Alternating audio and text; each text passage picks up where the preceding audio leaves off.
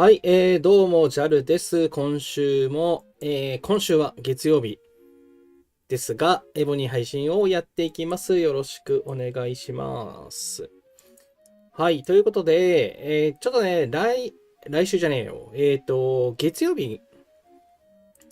日配信になったのは、明日出張があるからですということで、ちょっとね、明日は、あのー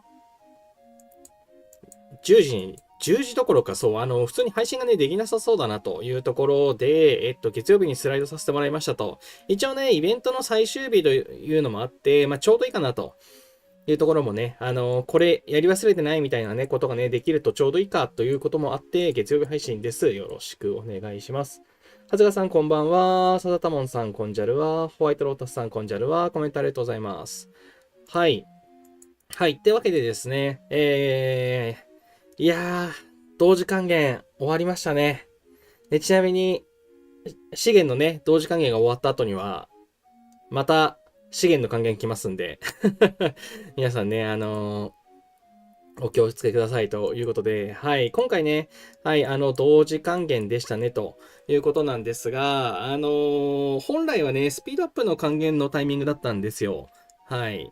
資源、スピードアップ、資源、スピードアップっていうね、順番で来るので、今回ね、スピードアップのタイミングで同時が来たので、次はね、また資源が来ます。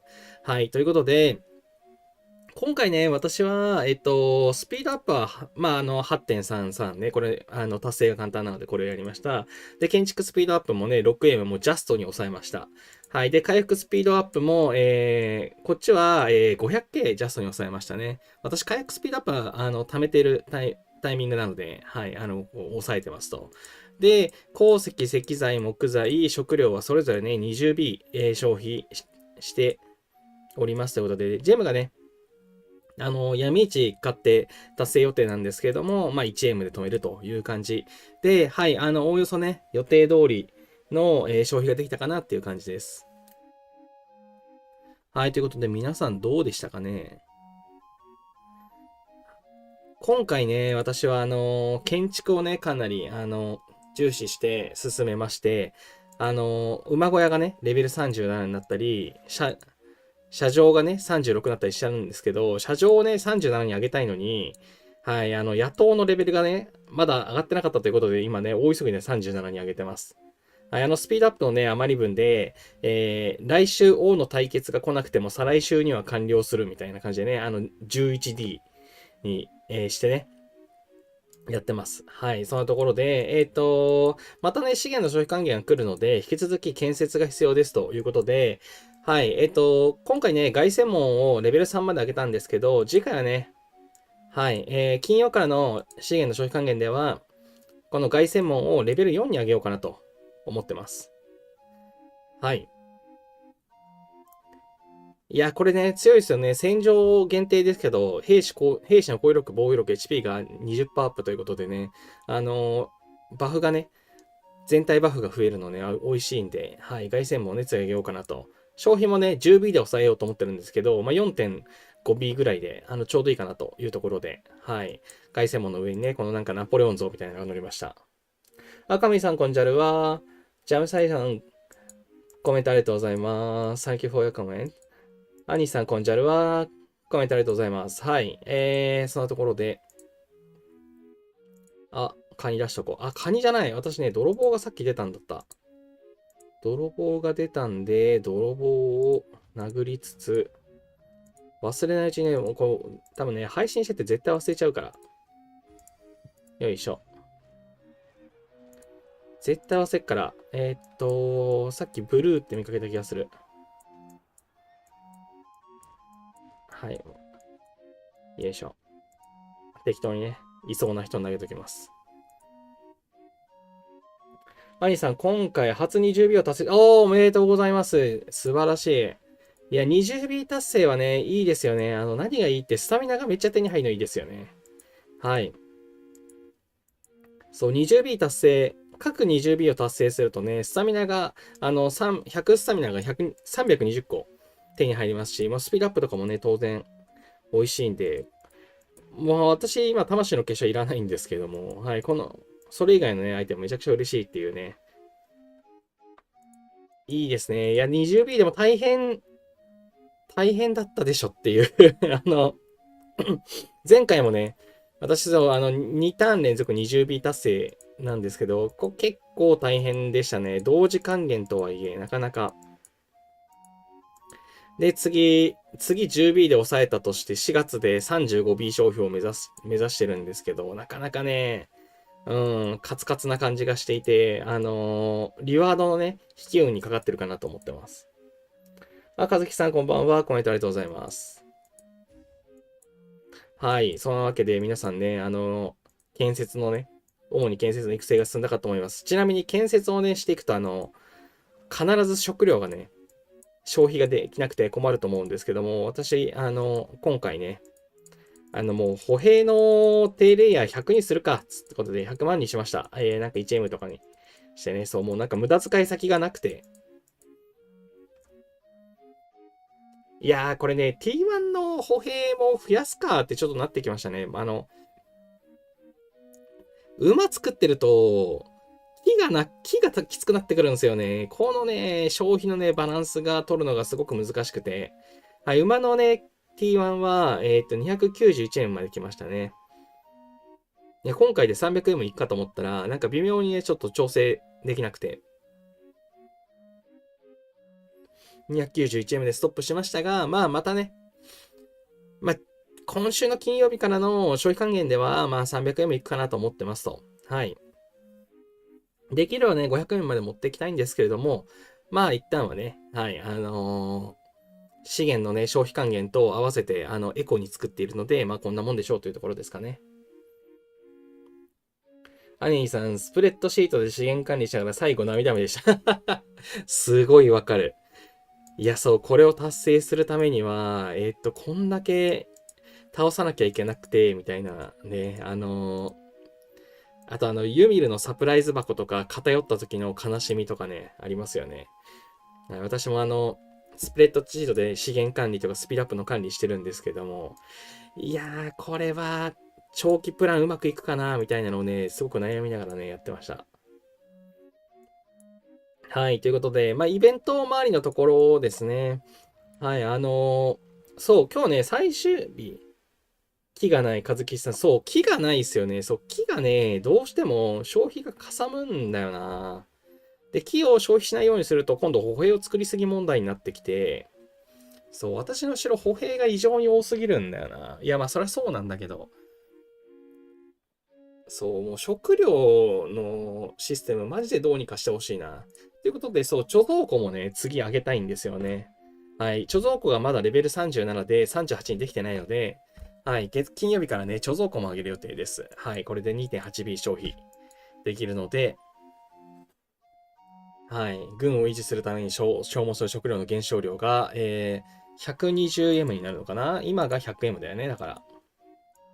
はい、今が 100M なのが、120M になりますよということで、まあ、これがね、基礎ポイントが、上がると、このプラス 750M っていうね、ここも結構跳ねていくので、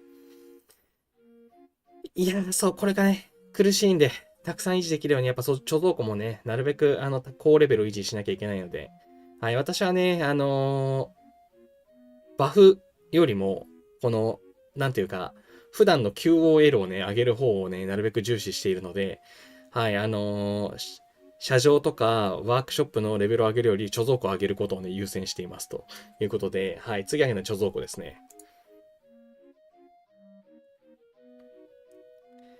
はい。そんなわけで、そう、イベントがね、終わってしまいますよということで、これね、あのーそう、このイベント期間中に絶対ね、やっとかなきゃいけないことがあるので、そう、その話をね、しようと思ってましたと。メルコックさん、大体小麦だけ食べるという貧弱な発想は何とかしてもらえた。いや、いや、いや、他のも食べ始めたら困っちゃうんで、まあでも、そもそもこの出来方が意味不明だけどな。いや、意味不明なのは、ワークショップ作るときに米必要ないのに、こいつの維持費用にも食料関わってくるの意味不明なんだよな。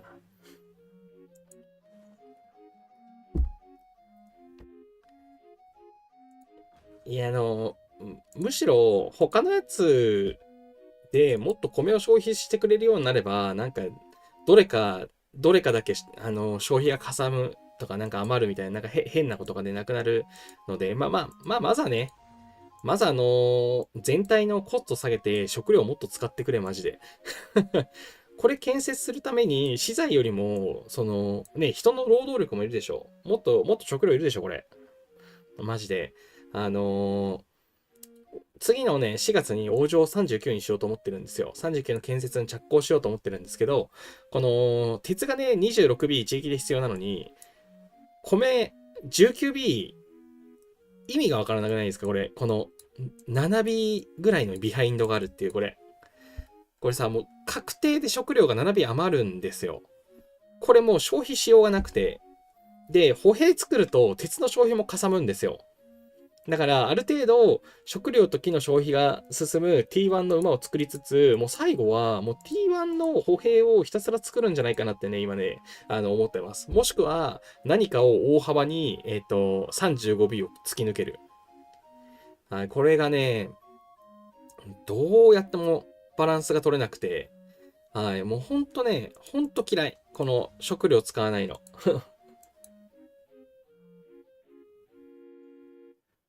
アニーさん、皆さん木材不足なんですね。私のやり方が良くないのかと思いつつ、木がカツカツで少しほっとしました。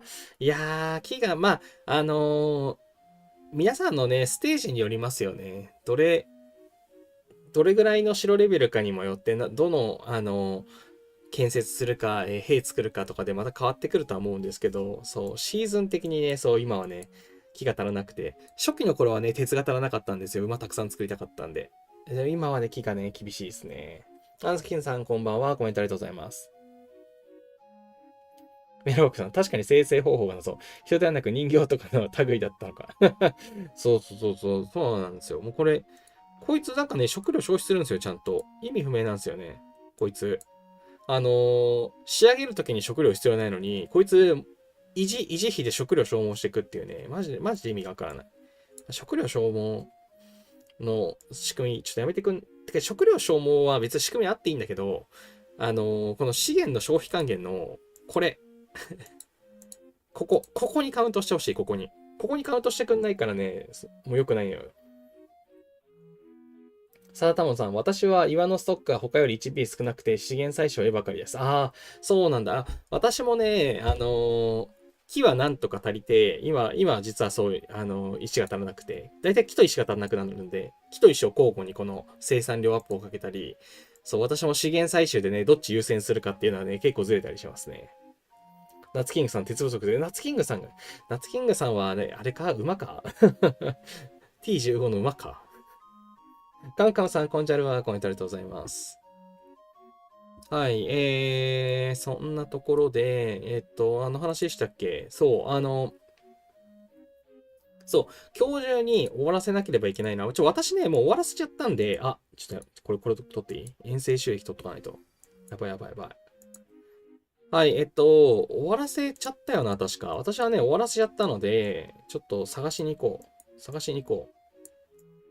はい、皆さんに、ぜひね、忘れずのうちにやってほしいのがありまして、この辺のね、上の宝箱も当然ですと。はい、あとね、この引き返すとはね、はい、この期間、フルで活躍度達成してたら44個、集まっていると思います。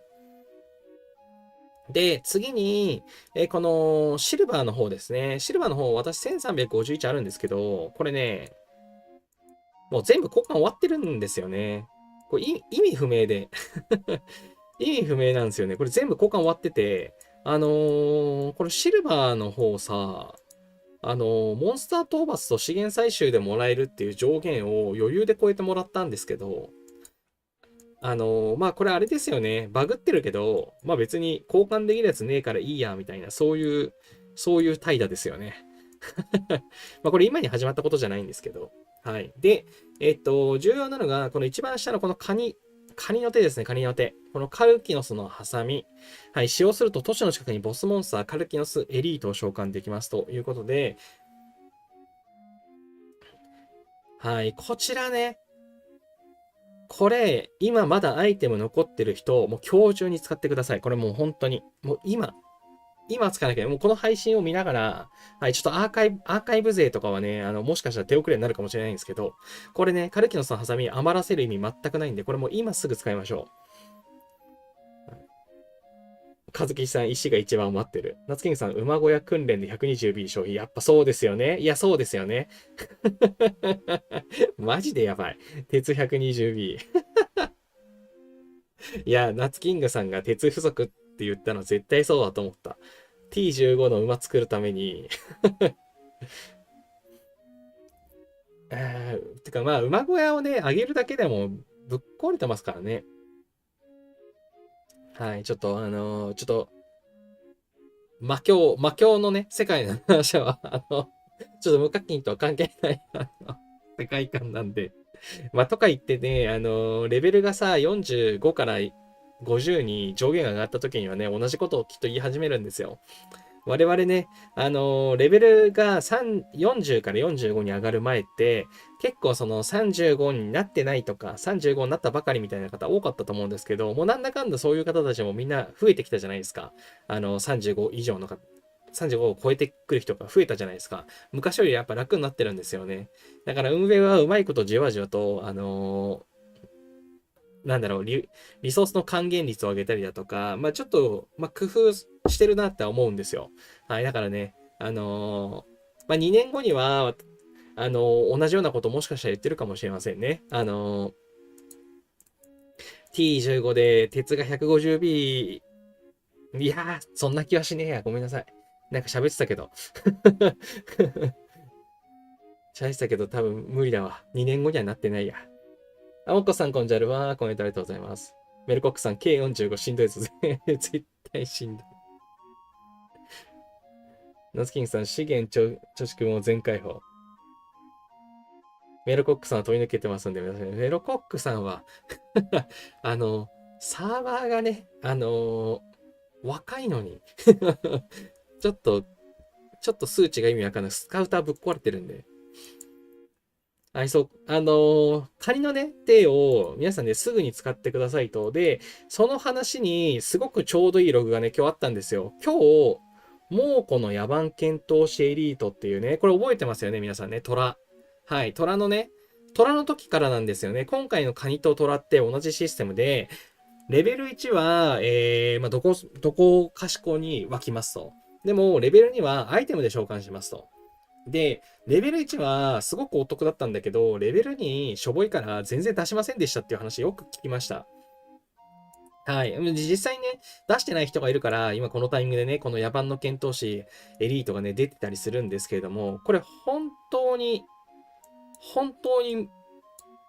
後回しにする意味がなくて、はい。これ覚えてます？この赤い牙のネックレス。この野蛮の検討士が落とす、この赤い牙のネックレス。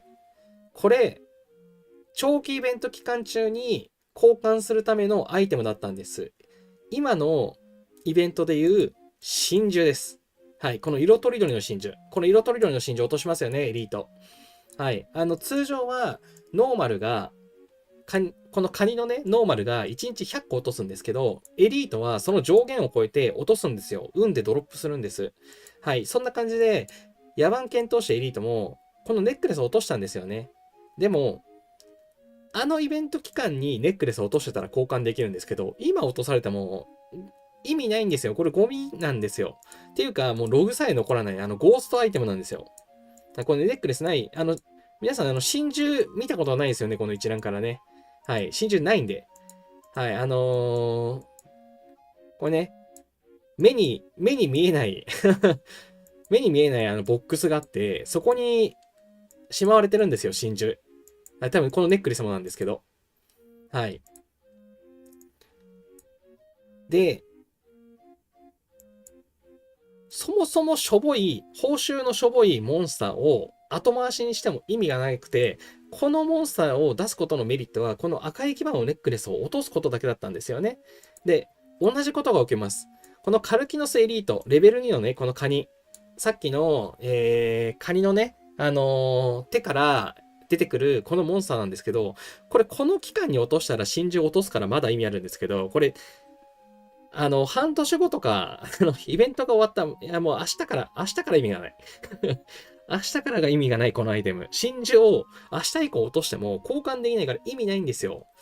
今、今エリートを出して倒しておけば、あのーまだワンチャン、この星空のめくりのね、ところから、この、三日月の気候ってところに行って、この三日月ショップに行く前のここで、ほら、私、真珠いっぱい溜まってるんです。今日、AC でね、カニ、カニの手は今使いましょうって何回かコメントしたんで、皆さん結構ね、出してくれてました。はい。このカニを倒すと、運良ければね、20とか40落とすんで、なんだかんだ1700とか溜まるんですよ。で、これを使用すると、はい、ネックレスが手に入ります。で、三日月ショップのネックレスで交換するんですね。このムーンネックレス。はい。はい。これね、ムーンネックレスの交換数おかしいなってなってますけど、これはもうそもそもエリートを召喚してエリートいっぱい倒してね、の前提なんですね。はい。ということで、アレスの蝶6個交換しとこう。はい。まあ、これ交換レートもちょっと高くてね、なんかえぐいなって思いますけどね。はい。ということで、今お伝えしたいことは、もう皆さんね、もう自分のやつだけじゃないんです。同盟のメンバーにこんなことをされてはいけないんですよ。こんなね、イベントが終わって4ヶ月経った今、エリートを出してる場合じゃないんです。はい。もう、カニちゃんのエリートを出すのは今です。もう今日がラストチャンス。はい。この話をしなきゃいけないから、あ、火曜日にやってちゃ間に合わねえなっていうのがありました。はい。一応ね、これ、イベントが始まった時にも喋ったんですけど、その時にね、あのなんだろう、イベントが始まったばっかりで、雰囲気分かってなかった方もいると思います。今なら、もうイベント最終日なんで分かると思うんですけど、この真珠、今しか交換できないので、はい。真のゴミに変わる前に今交換しましょう。今使っちゃいましょう。かつ、同盟のメンバーにもみんなに使ってもらいましょう。はい。貯めとく意味ないんで。出てくるやつ別に大した美味しい報酬じゃないんで。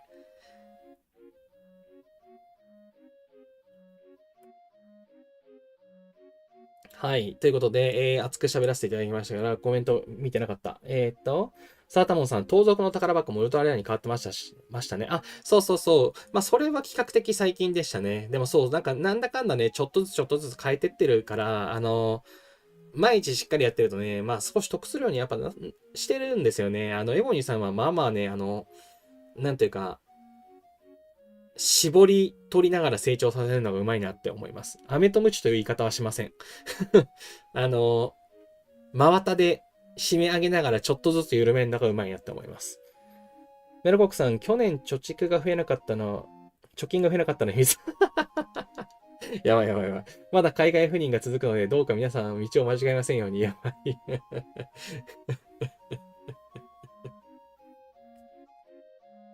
反面教師ということでお願いします。モッカさん、それを知ったときは後悔しました。いや、もうそう、もうほんとね、エリートマジでゴミになっちゃうんで、本当のゴミになる前に今ならまだ間に合うんですよ。ナッツキングさん、手当か課金。そう、単身赴任手当でね、手当が。モッカさん、前回の失策を生かして、今回は真珠取りまくりました。ああ、素晴らしい、素晴らしい。いや、そうなんです。はい。これはね、もう本当に、あのー同盟全体のね、ボスになって、同盟全員の利益に関わってくるので、もう貯めとく意味が全くない、ね、アイテムなので、もう仮の手はね、すぐ使いましょうと。で、普通にプレイしてたら、まあ、おそらく、この、銀色のこのコインっていうのが、なんか知んないけど、全部交換できるんで、カニちゃんの手もね、交換してあげましょう。大したアイテム出ないですけど、同盟メンバー全員がね、得する可能性があるので、はい、おすすめでございます。はい、ちなみにね、この金のコインね、金のコインで交換できるものは、いいものばっかりなので、44個ね、はい、基本的にあまりはしないので、確かに1とかあるでしょ、1とか。あったあったあったあった。はい。1で使うのもったいないので、うまく、欲しいやつがね、取れる組み合わせ、計算して、交換していただくのがいいかなと思います。はい。で、これ、ちょっとずつちょっとずつリワードが良くなってるっていう話したんですけど、これね、今回もだと思います。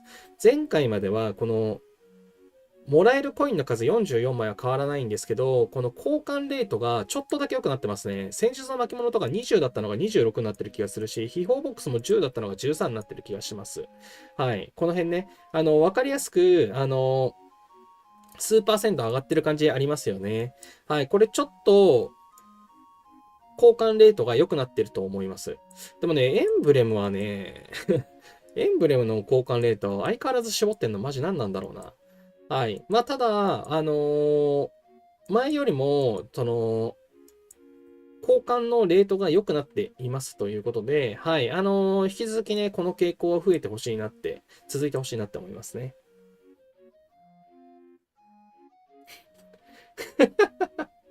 ベラコックさん、年末調整調査があるんだけど、年末税務調査があるのに疑われたら明細見せて騙せるわけ。あ、そうっすね。消費。いや、消費の前にその収入が税金を納める前に使っちゃったのってなっちゃうんじゃん。デジタル資産で課税されたわけ。資産と言えるかどうかも悩まない。マッカさん、銀色のコインでアイテム交換したらまだ2000くらい余ってます。そうそうそう。で、今回すごい余ってるんですよね。2000すごいな。私そんなにモンハンできてないんでね。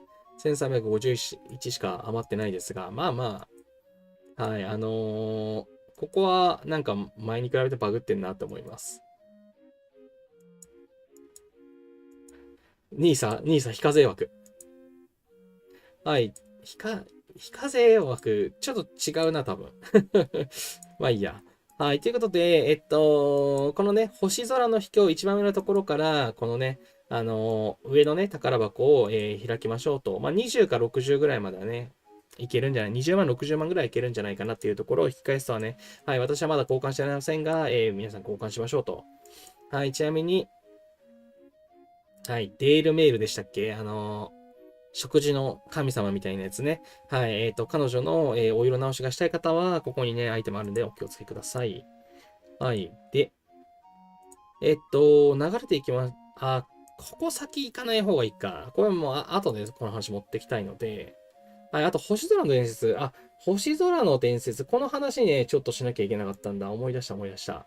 はい、これね、ログインリワードの話です。はい、ログインリワードで1日目にもらったこのスターリット宝箱。はい、途中ではもらいましたけど、今日最終日で、このスターリット宝箱をもらえています。はい。なので、このスターリット宝箱を、今のうちに引きましょうと。なぜかというと、もしスターフェザー引いたら、ヘルメイスがね、ゲットできる、可能性が、ワンチャン出てくるので、はい、しっかりね、今日のうちに、このスターリット宝箱を引くことをお勧めいたしますということで、私ね、そう、この配信で喋ろうと思ってたんで、まだ引いてないんで、引こう。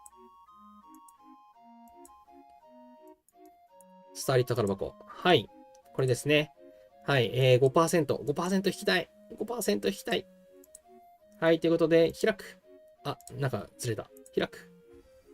ピスケス。はい。まあね、ピスケスはね、まあいいですね。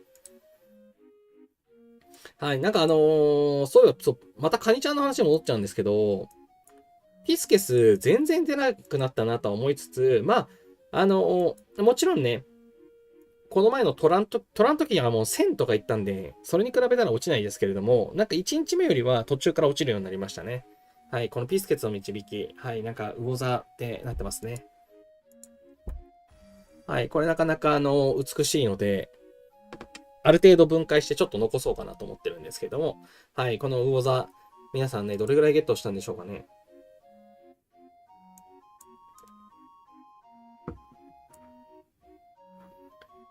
アーニーさん、私ヘルメス取りました。すごい、おめでとうございます。このレア枠、いいなぁ。私多分本当に2回ぐらいしか取ったことないんだよな、このレア枠。はい、残念ながら、スターリットワンちゃんも取れませんでした。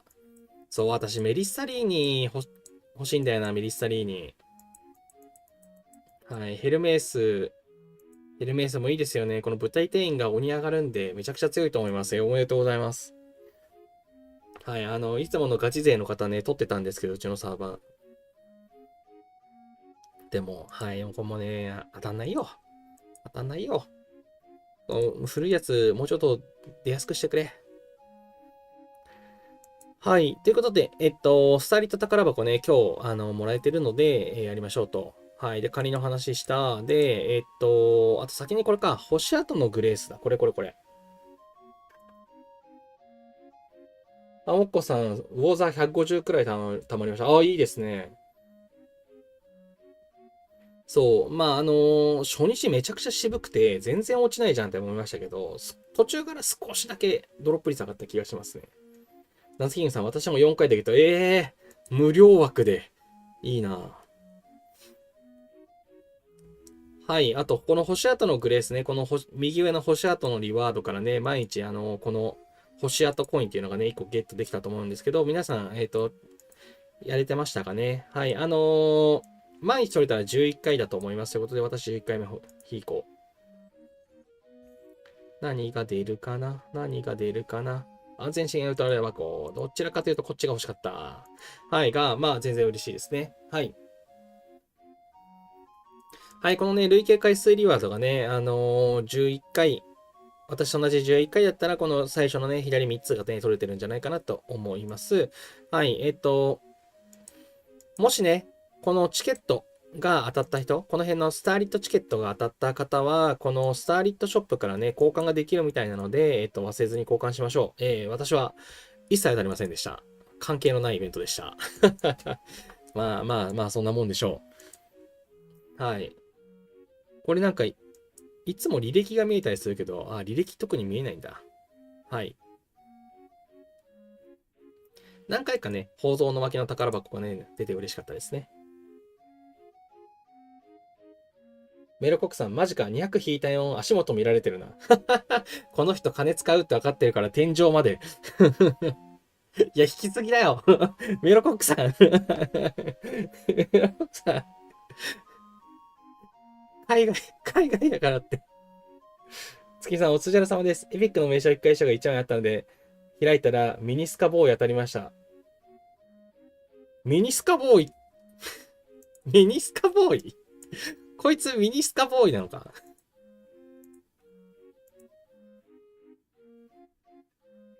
見えなくない。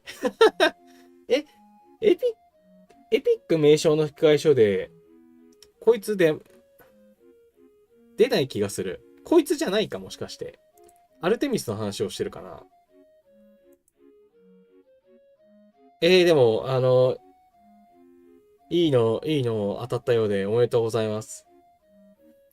ミニスカボーイって受けんな。和樹さん、スターリットチケットは結構当たって、将軍の引き返しを2つ交換しました。すごい。ミニスカガール。アルテミスはミニスカガールですね。アルテミスね、そう、月の女神なんでミニスカガールですかね。メロコクさん、なんかシンガポール赴任が決まり、まだ物販でき、とシンガポールなんですね。メロコクさん、英語強いんですか？いや、赴任頑張ってください。モッカさん、星跡のグレースでいつかブロッコリーの飾りが欲しいです。ブロッコリー。どれどれどれどれどれ。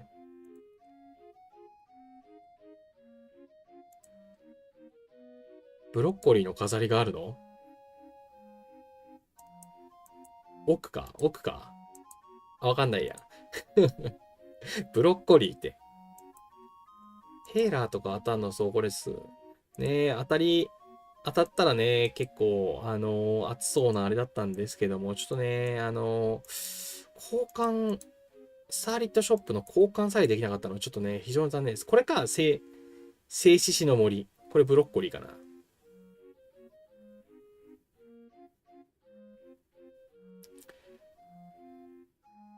お城の飾り、静止死の森を解禁する。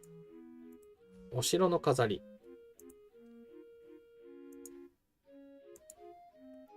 こっちな気がする。あれこんないいやつなのかな？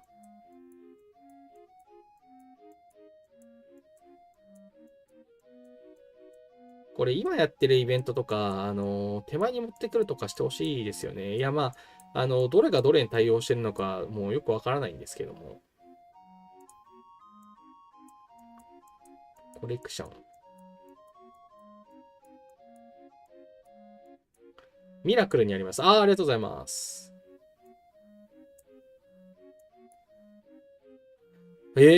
サンクチュアリ。超レアじゃん。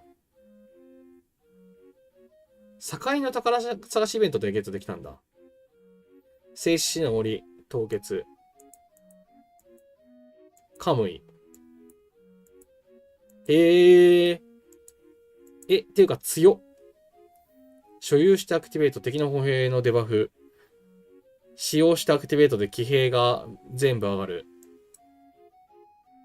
カムイになったら、一律15%で敵の歩兵の HP20%。強っ。こりゃ強い。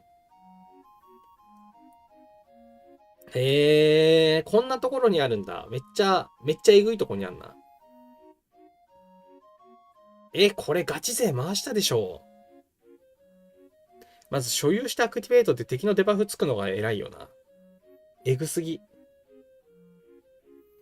マツキングさん、シンガポールは物価が高いですね。あ、そうなんだ。そうなんだ。シンガポールって、オリラジのあっちゃんがいるところか。ミニスカボーイはナルキッソス。ナルキッソスミニスカボーイはワンチャン。はたまさん、こんにちは。コメントありがとうございます。またコンテストでした。先週はきっとあれですよね。サーバー版の王の対決ですよね。今週も王の対決だったんですけど、コンテスト来てほしいな。はい。今ね、話してるのはこの王の対決ですね。私のサーバーは、王の対決が来てるんですけども、一部のサーバーでは、コンテストと呼ばれるね、サーバー内の対戦じゃなくて、他のサーバーの、同白レベル帯とのね、ランキング争いみたいなのがね、始まってるみたいですと。はい、先行サーバーだと思うんですけど。はい、うちのサーバーで残念ながら、普通のやつでした。はい。そんなところで、戻ってくると、そう、アルテミスの話ね。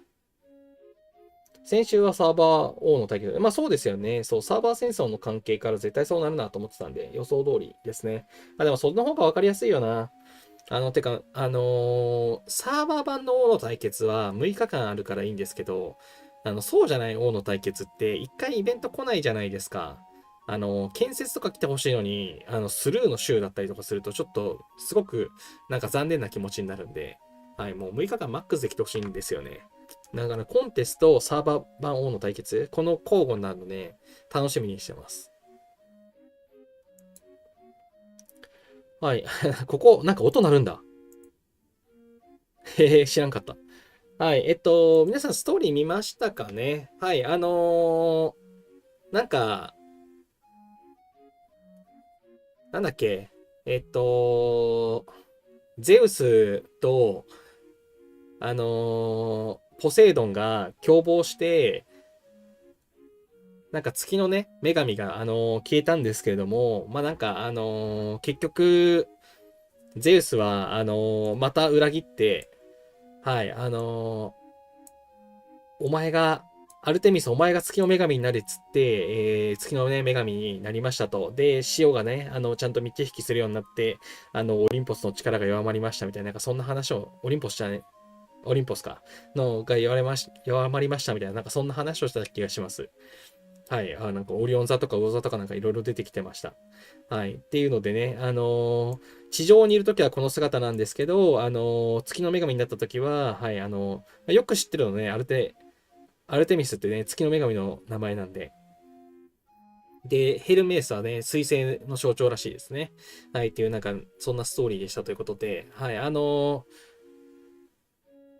神話シリーズ、最近流行りの神話シリーズをね、なんかやってるようですということで、はい。まあまあまあ、聞いた話が、多くておもろかったなというところなんですけども、重要なのはですね、ここで、これリワードもう見れないのかなあれだよな。ここでもらえたリワードの話ですね。これ、初日に、星シリーズのカードパックのスーパーレア以上確定のパックがもらえるじゃん。すげえってなってたんですけど、それもらえたの、最初の5日までで、残りの2日もらえなかったですね。がっかりしました。そう、3、4、5ってきて、で、この時点で私、1個だけ、コンプリートできてなかったんですよ。でも、2日間あれば揃うんじゃないかと。2日間あれば揃うなと思ってたら、5日目、6日目で来ねえでやんの。パックもらえないんかいってなって。和樹さん、ストーリー一切読んでないです。いや、そうダメね。これね、あのー多分、これね、運営の優しさなんですよ。最初はストーリー読まないと、リワードもらえなかったんですよ。キングコングの時とかね。はい。まあでも結局みんなスキップするだけだったんですよ。で、多分それで苦情が多くて、先にアイテムを配るようになったんですよね。見なくてもアイテムがもらえるっていうようになったんですよ。でもだからこそ、多分まあまあ頑張って作って、多少頑張って作ってるであろう、これを多分ほとんどの人見てない気がして、一応気持ち見ました、私も。なんかもう余計な言い回しとかね、固有名詞が多すぎて、すごく読みづらいんですけども、読みました、読みました。まあおもろかった気がします。はい。前回のなんだ、グラディエーターカロボもおもろかったですね。伴侶のところにいる美女が毒を盛るんですけど。はい。ということで、そう、カードがね、5日分しか結局もらえませんでしたということで、まあ、10パックもらえたんじゃないかなと思いますと。で、私は1個揃わなかったんですけど、まあ、最終的にはね、揃えることができました。モッカさん、パックもらえなかったの衝撃的でした。いや、そうですよね。いや、私ね、正直、1日目しかもらえなかった気は、もらえないんじゃないかなと思ってたんで、初日は。はい。2日目もらえて感動してたんですけど、まあ、まさか来ねえとははい、思いました。はい、ということでね、このね、この星空の巡りスーパーレアカードパック。はい、これがね、えっ、と、無料で配られたのは、5日間2パックずつの10パック分。で、ただ、一応、この、コンプリート報酬がね、皆さんあると思うので、シルバーカード集めたときに、この2個集まったということで、私もね、14パック分開けて、最後、まあ、なんとかね、交換で達成して16パック引くことができましたという感じになってますと。はい、ということで、皆さん、もしかしたらね、その私みたいに、その、自然にもらった分だけでコンプリートできなかったよっていう方いらっしゃると思うんですよと。そもそもそれ何っていう方は今から急いでね、ストーリーをね、クリアしてってほしいんですけど。はい、ストーリー完全無視してる勢も多分いると思うんですけど、パックもらえるんで、はい、もしね、ストーリー一回も見てないよって方もいいから騙されたと思って全部押してってください。リワードもらえるんで。はい。まあ、私の配信を見てくださってる方はね、始まった金曜日に解説したので大丈夫だと思うんですけど、はい。で、この、揃わなかったよっていう人のために、交換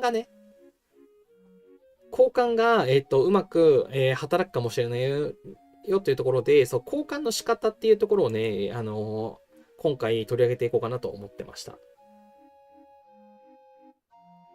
アニーさん、カード私もあと1枚急にもらえなくなって、あれと再起動したりしました。まさかのように、いや、そう、もう本当に。カミさん、星空の巡りかすりもしなかったけど、課金なしでエピックロシアゲットできました。え課金なしでエピックロシアゲット。おめでとうございます。素晴らしい。どういうこと引き強。引き強。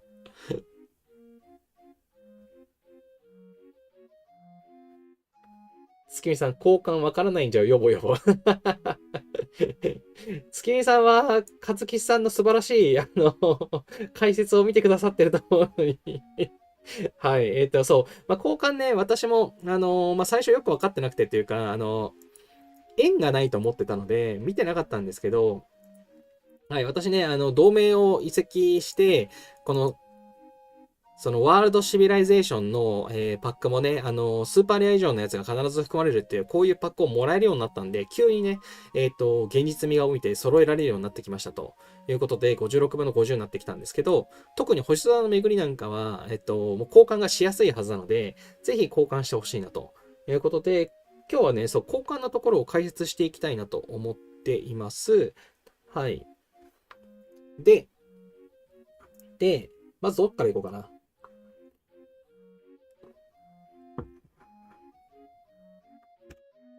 メラコックさん、星空の巡りは微妙すぎる。16,000円で10回だけだと。あ、はい、これね、結構ひどくて、割合減るんですよね。1000ジェムで買った時は3パックもらえるのに、1万ジェム払うと20パックで30パックじゃなくなってるんですよね。このカードパックが欲しいなら1万ジェム払うんじゃなくて1000ジェム払った方がいいっていうね。これひどいですよね。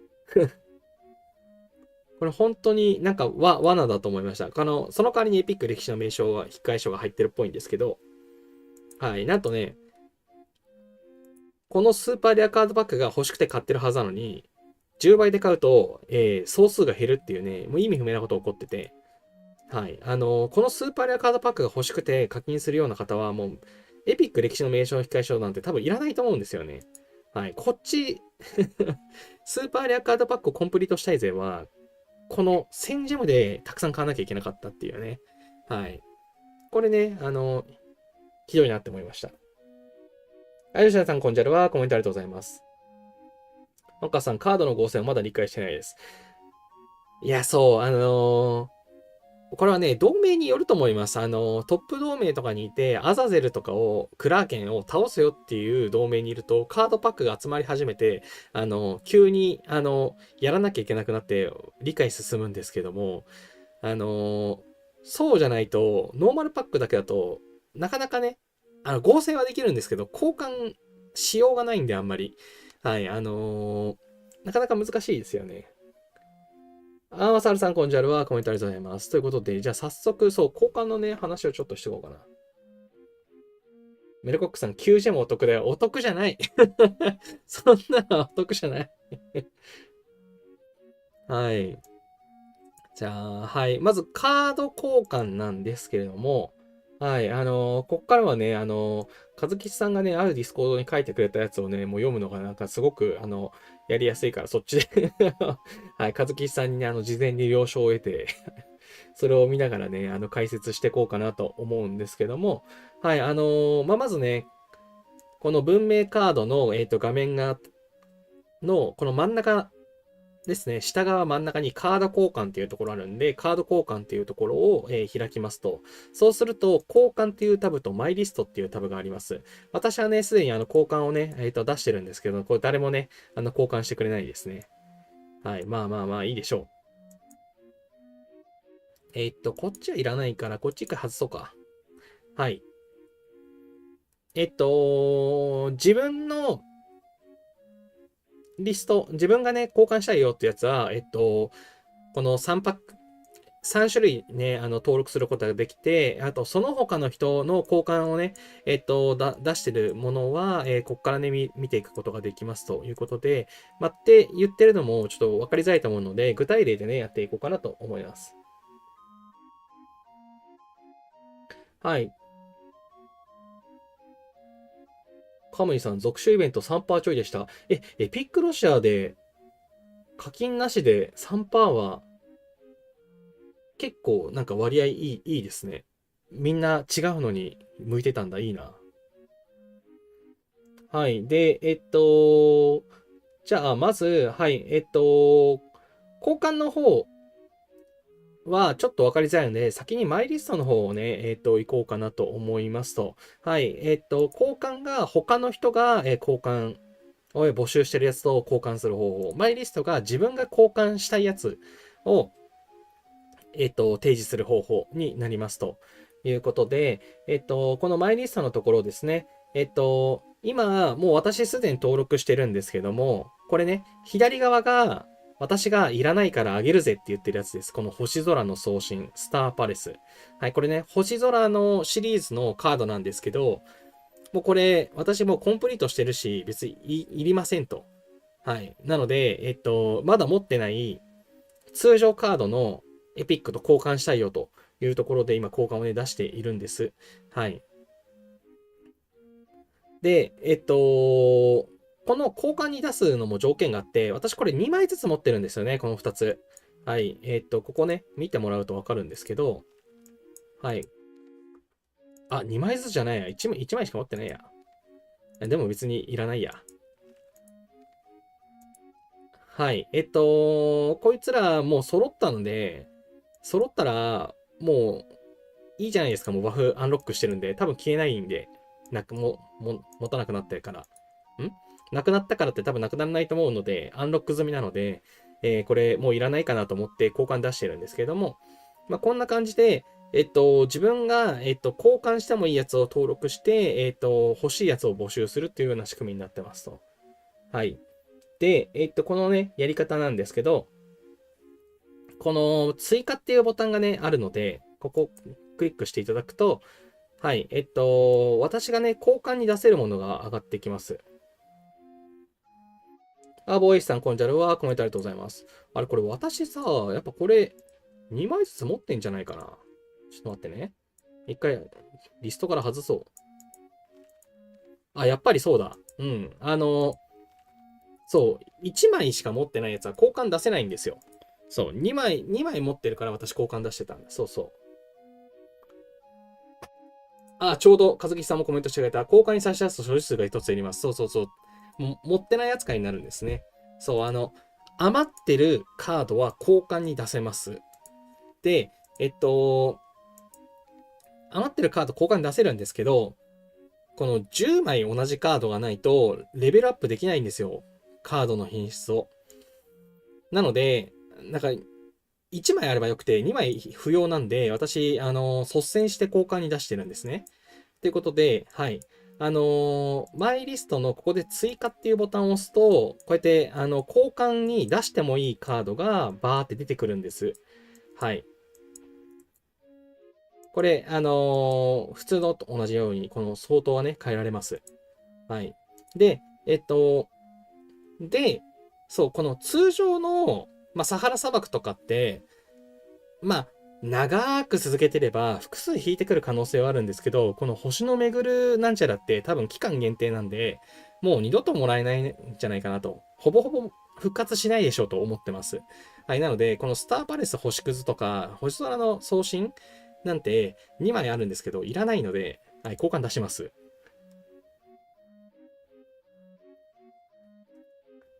はい。で、ここでね、交換もしていいので、はい、ここでリストから選択。で、これが、そう、自分が出すカードが今選択された状態で、これを出す代わりに欲しいカードをさらにここでリクエストカードを追加します。こういう0分の4ってなってる。はい。交換できるのは同じレアリティで同じ素材のカードのみですということで、あのー私は、私はノーマルカードを出すけど、あなたはエピックカード4枚ちょうだいねみたいな、そういうことはできませんと。はい。同じレアリティで交換しなければいけませんということで、そう、ね、もしレアリティが違うやつでね、交換できたら、オルトたくさん持ってる人がね、オルトからシャークトレードしまくるということができちゃうんですけど、ちゃんと、そういうことがね、できないようにね、制限されてますね。あの、余っている、かつ、同じレアリティで、あと、同じこの素材って言ってるのは、通常のカードか、なんかシルバー、ゴールドカード、シルバーカード、ゴールドカード、ダイヤモンドカードってカードのランクがあるんですけど、それがね、同じじゃないといけませんよみたいなことですね、多分。はい。ということで、私はこのリクエストカードをね、はい、プラスして、ここから、私がね、欲しいカードを選択していきますということで、なんだっけ、私ね、シベリア持ってないんですよ。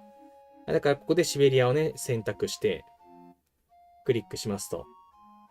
はい、そうすると、こんな感じで、このエピックカード同士の交換をしたいですよとなることができます。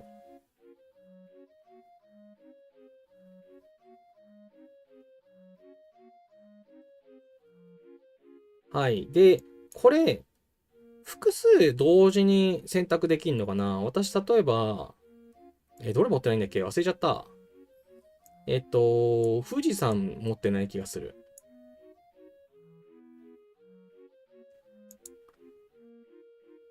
これ、これって、このうちのどっちかならいいよっていう意味合いになりますかね。これ有識者の方に聞きたいや。これ複数、リクエストカードが4つまで選べるんですけど、これ1対4交換できるわけじゃないと思ってるんですけど、合ってますよね。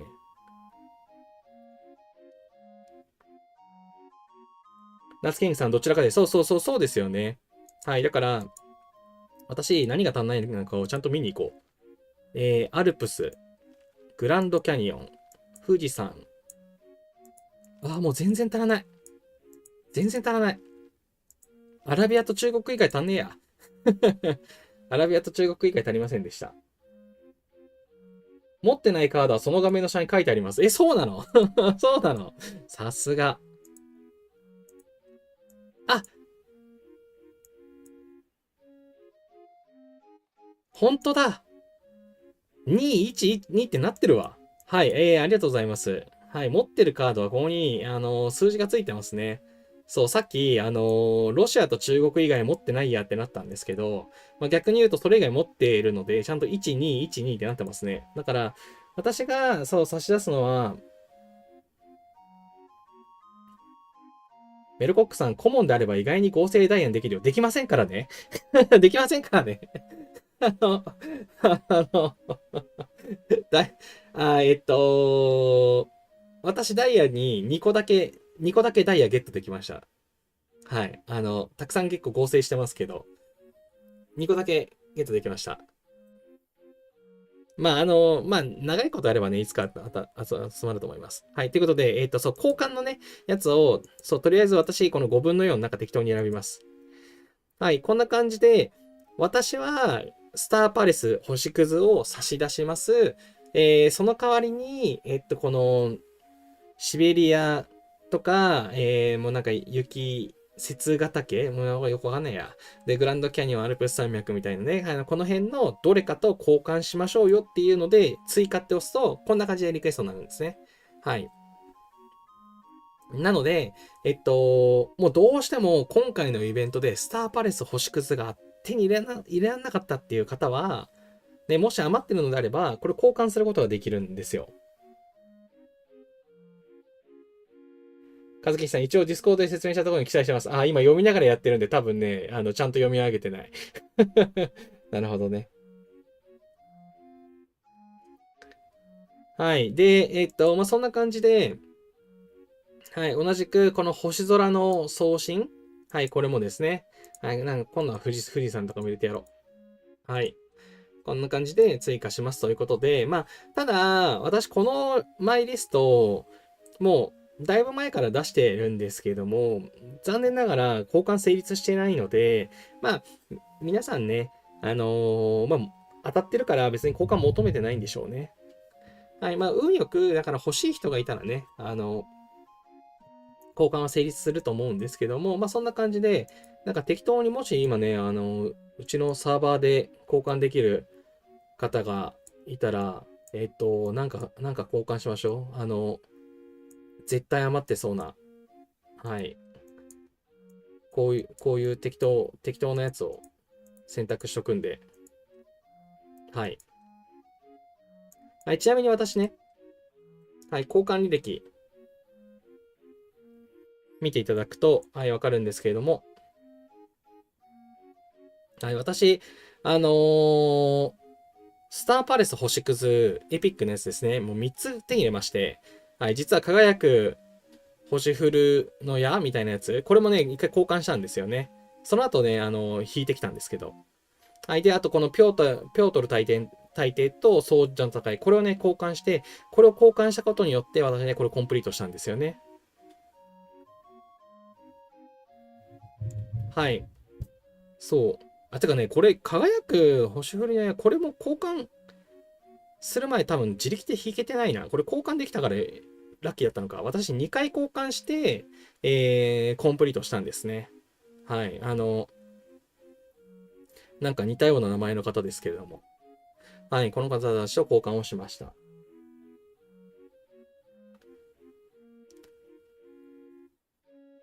メルコクさん、同じサーバーなんですよね。交換できるのは。そう、同じサーバーの人だけなんですよね。はい、そう、知ってるね、そう、だから同じサーバーの人がこの交換システムをちゃんと知らないといけないんですけどね。景色系のカードは2枚以上持ってる人が少ないから交換厳しいんですね。いや、そうなんですよね。そう、やっぱね、通常のやつのエピックってやっぱ持ってる方が多分少なくて、かつ、まあ、そもそも多分合成したいから交換に出さないと思うんですよね。だからこれは本当にね、ワンチャン狙いで入れてるだけで、正直期待してません。はい、でも余らせるぐらいなら出しといてね、損はないので、はい、マイリストには常に入れてるって感じですかね。はい。で、このカード交換の、マイリスト側の説明はね、そんな感じですと。はい。続いて、はい。次にね、この交換っていうところに、入っていくんですけども、はい。交換のところがね、これまあちょっとわかりづらいんですけど、この他の人が、まあ、交換していいよって出してる、リストがここに表示されている。そんな感じのようですと。はい。なので、ここに表示されてないものは、そもそも誰もマイリストとしてね、誰も登録していない系のカードになりますと。はい。で、カードはありませんって出てくる。はい。で、このね、下の数字がレアリティの話ですね。レアリティのところ、伝わるかな。前もね、ちょっと話したんですけど、レアリティの話多分先にした方がいいか。さっきもちょっとね、口頭で少し喋ったんですけど、カードのレアリティというものが存在して、通常配ってるのはね、このシルバーカードなんですけど、合成をすることによって、はい、ゴールドカード、またはダイヤモンドカードっていうね、カードの種類に切り替わりますと。なんで、私ダイヤモンドカードが多分2パターンだけ持ってるんですけど、これかなはい。これ、全シリーズありますね。通常のパックが出てくるのはこのシルバーカードです。で、合成した時に90%の確率でこのゴールドカードになります。この所持数っていう枠がね、シルバーカード5枚持ってるよ。ゴールドカード1枚持ってるよっていう感じでここで表示されるんですけれども、はい、さらにその上の一番レアリティが高いやつはダイヤモンドカードでして、この漢王朝セットだけね、ダイヤモンドカード。はい、これ合成した時に10%引けると、ダイヤモンドカードになります。はい、そんな感じでですね、まあ、カードの素材のレアリティみたいなのが決まってます。はい、あともう一つ持ってるのはこの戦闘ワシリー大聖堂ですね。こいつはシルバー、ゴールド、ダイヤ1個ずつ持ってて非常に優秀ですね。はい、ということで、まあ、ここにある通り、このカードボックス、自分のカードボックスを見たときとかもね、この開くと、こんな感じで表示される通り、カードに、まあ、3つ四角がね、表示されてると思うんですけど、それがまあさっきのレアリティを表示してますということで、はい、この8151とかね、これがレアリティをね、表しています。はい、一番左が、シルバーカード。真ん中がゴールド。一番右がダイヤモンド。はい。私、漢王朝のダイヤモンドね、1個持ってますと。で、セントシシリセントワシリーか。ワシリーは111って持ってますけど、これ自分が持ってるやつをね、表示してますね。はい。で、皆さんね、その何を揃えてるかっていうと、まあ、シルバーカードをね、全部揃えたりするとバフが入るじゃないですかと。で、シルバーカードが全部終わったら次ゴールド。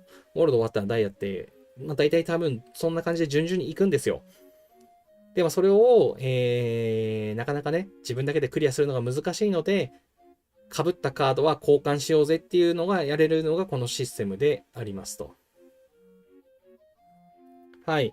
で、ここで、じゃあ、自分が出せるもの、かつ、他の人が交換出してるものみたいなのがね、ここに出てくるので、まあ、クリックしてどんどん交換をしていこうかなというところで、はい、この深海の階段。を、はい、出すと、はい、相手がね、この戦闘走り大聖堂が、欲しいですと。あ、ゴールド、ダイヤ。ここで、ここ切り替えると、さっきのこれスターパレスは、あ、なんかカードはありませんなんだ。はいはいはい。自分が交換できるカードがないからってことね。はいはいはいはい。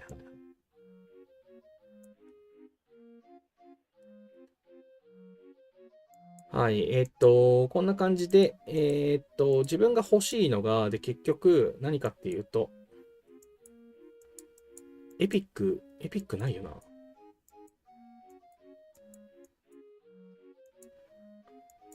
あ、あった、これ。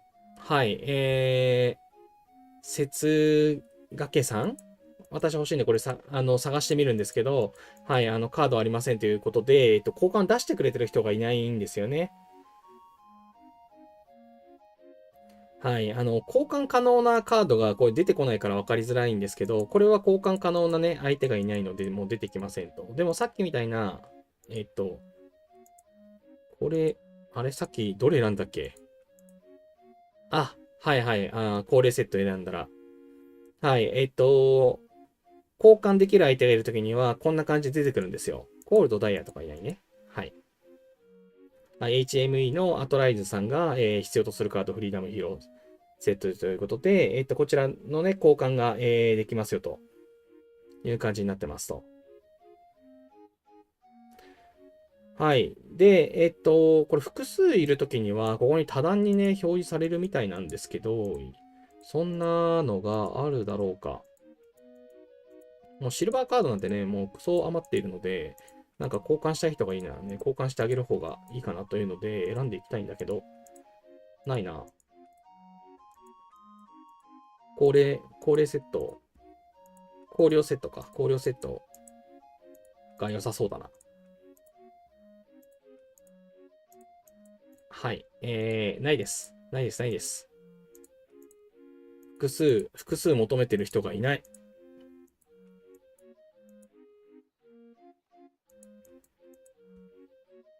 うーん。P さんめっちゃ求めとるやん。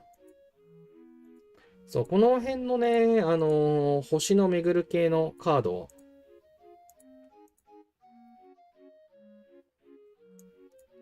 こんな感じで、これいいですね。ここわかりやすかった。はい、クノッソス宮殿ですね。はい、クノッソス宮殿を今選択したら、はい、相手が必要とするカードということで、この4種類ですね。クノッソス宮殿を出す代わりに、七思想かシャシュカを出してほしいですとか、はい、オリオンの流星群を出してほしいですみたいなね、こんな感じで、複数の人が、求めてる場合は、こんな感じでね、多段で出てくるようですと。はい。で、まあ、なので、せっかくなんでね、交換をしていこうと思いますということで、同じ同盟のね、人がいたんで、その人を優先しようか。考慮。はい。HME のアトライズさんが、必要としたのがフリーダムヒーローセットのようですということなので、ここでね、クリックをしてみますと。はい。なんか、この辺クリックしてもダメなんだ。カードをクリックすると。これあれか。カードをクリックするとっていうのは複数出てるときには選べるからですね。はい。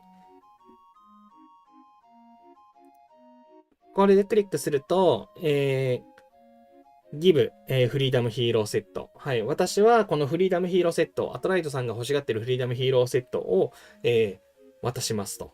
で、その代わりに、考慮セットを、もらいますというのか感じで交換をね、することができるようになります。はい。で、本日のこれの交換回数1ってなってるんですけど、交換はね、1日1回しかできないっぽいですね。はい。よいしょ。さっきのやつは分かりやすかったな。ちょっと待ってね。ヘルメースか？ヘルメースじゃねえな。建物だったよな。これじゃないな。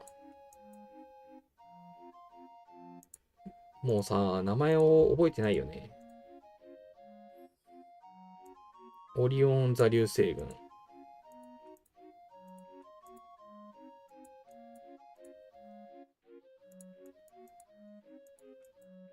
オリオン座でも流星群私いらんからな。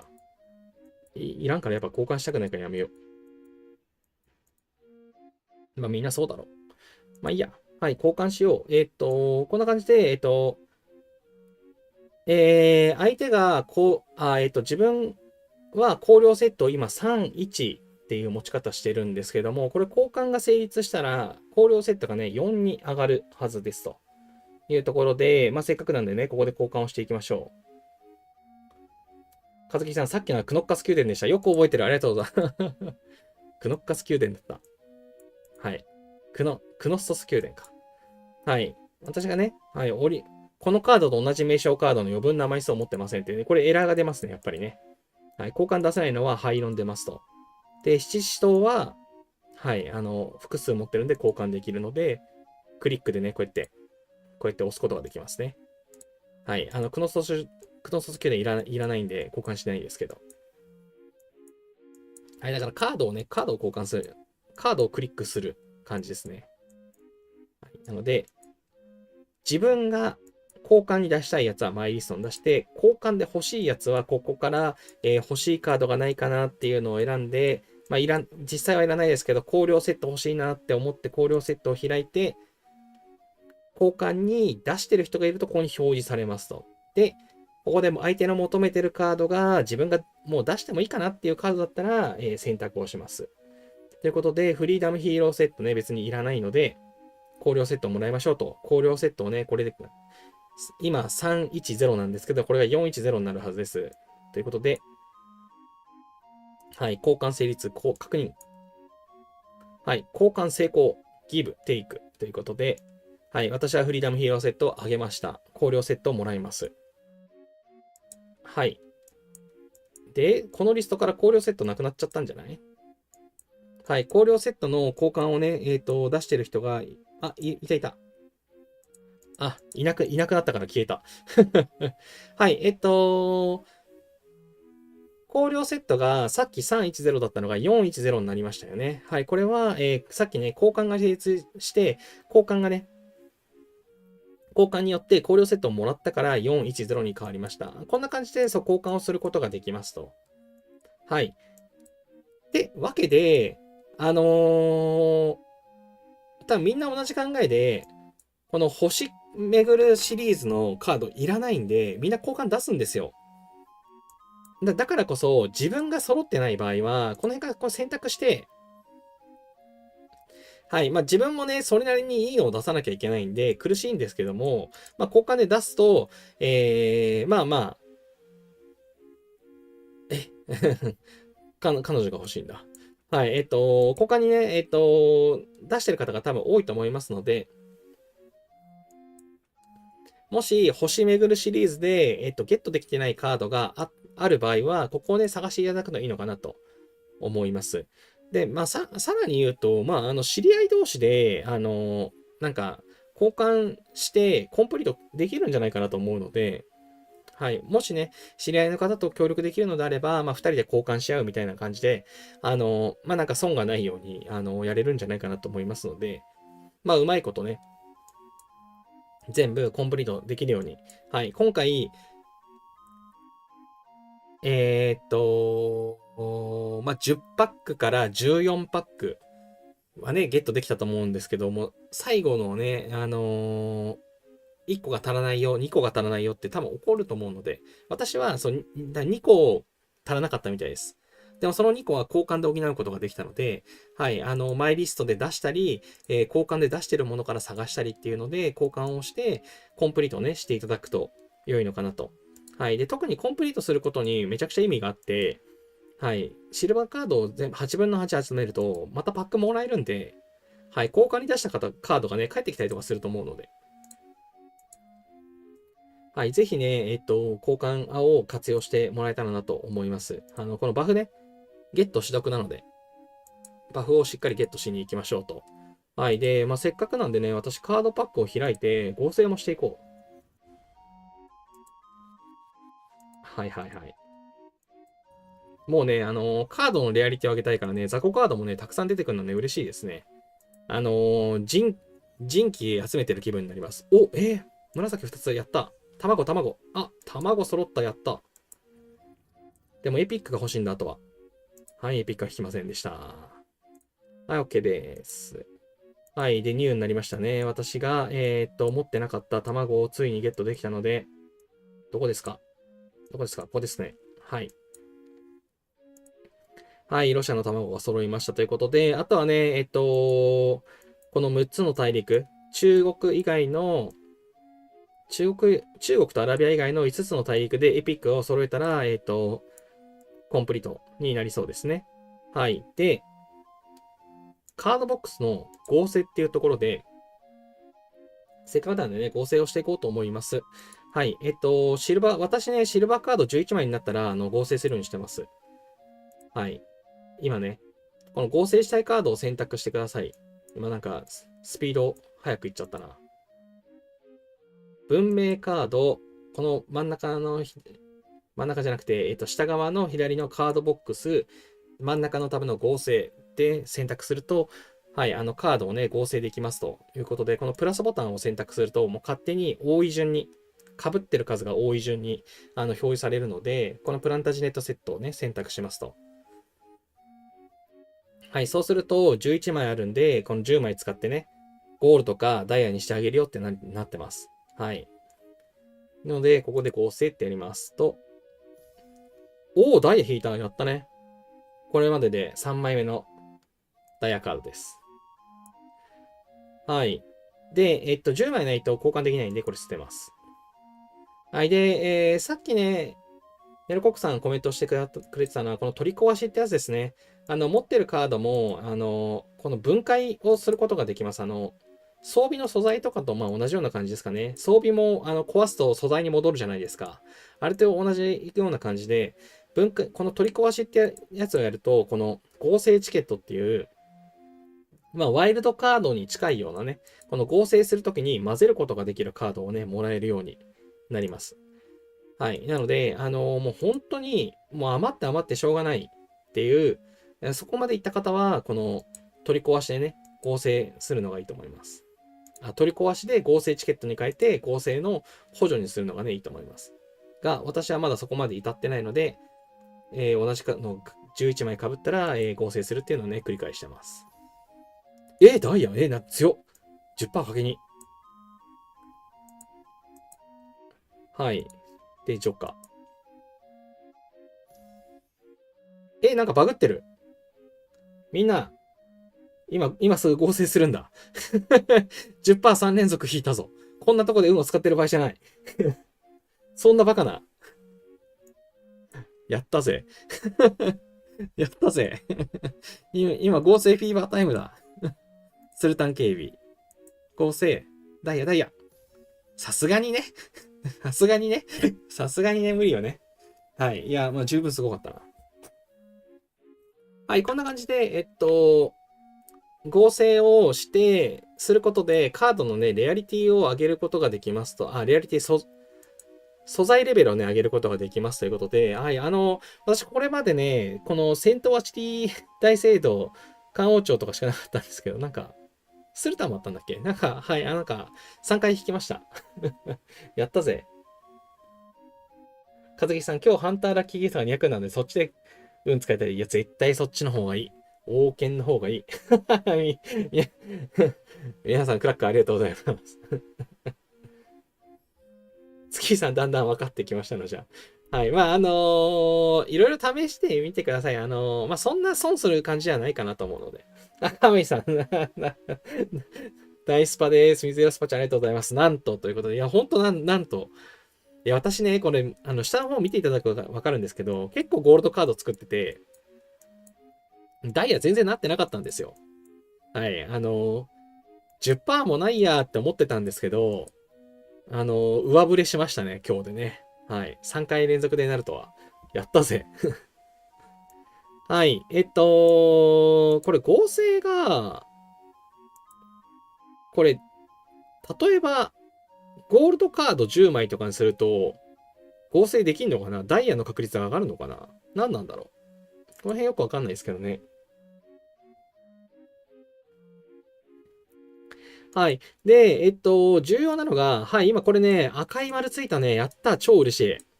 はい。今、ダイヤのカードをゲットしたことで、ヨーロッパが赤く光りましたね。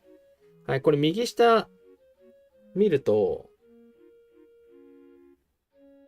え富山さん、ハンターラッキーギフト110で王権が3個で大当たりが1回来ました。強っ。やばすぎ。おめでとうございます。それは熱い。それは熱い。そう、これダイヤを来た。ダイヤモンドカードは、多分集めるのが難しいからですね。2分の2、5分の2、7、2分の2じゃなくて、2個揃えたとき、5揃えたとき、7揃えたとき、8揃えたときっていう風に結構分割されてるんですよ。はい。なので、今回ダイヤモンドカード2種集めることができたんで、歩兵の防御力がプラス12%されましたね。何これ強すぎ。やったぜ。はい。星巡るシリーズが来た時でしたっけ？このカードのね、このバフが分割されたじゃないですか。はい。バフが増えたんですよね。もらいやすくなって。はい。その影響でバフめっちゃつくので、この、こまめに合成すると、意外に、このゴールドカードを4つ集めるとかも達成できるので、皆さん、合成しましょうね、積極的に。和樹さん、合成はシルバーカードでしかできないので、ゴールドカードが2枚になったときは1つ分解していいし、交換してもいいですね。あ、そうなんだ。いや、そうだよね。そう、選択肢にゴールドカードしかなくて。なるほどね。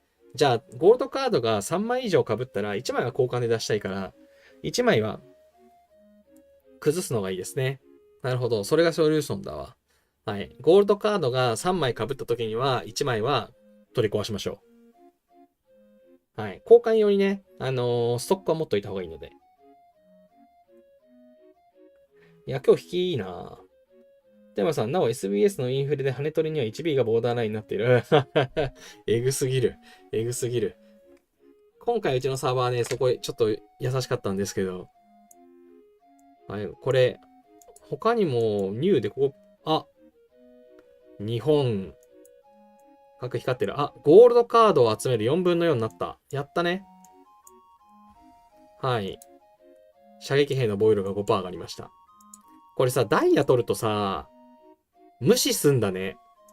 ダイヤ取ると、これゴールド達成してんじゃん。私、ゴールド、だって、2個しかないぜ。1、2、違うか、3か。3。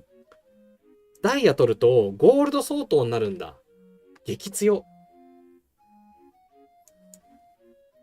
はい、もう皆さんマジで合成しましょう。合成マジでおすすめです。はい。で、中国。中国も、はい、ダイヤが2つになったことで、はい、これ、歩兵と系の HP がプラス5%。やったね。で、以上か。以上ですね。はい、ダイヤモンドを引けると、一気に、ゴールド持ってなくてもゴールド達成した扱いになるので、バフがめっちゃ増えますね。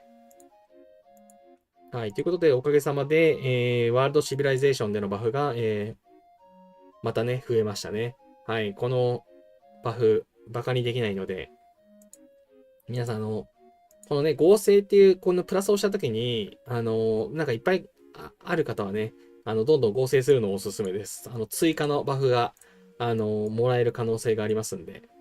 はい、ダイヤモンドカード2分の2、マジで美味しいな。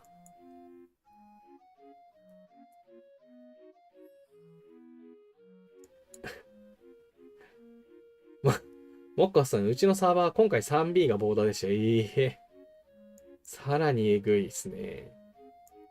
タモンさん、うちも羽持ち増加の協力をお願いしました。ガチ勢が聞き入るわけもなく。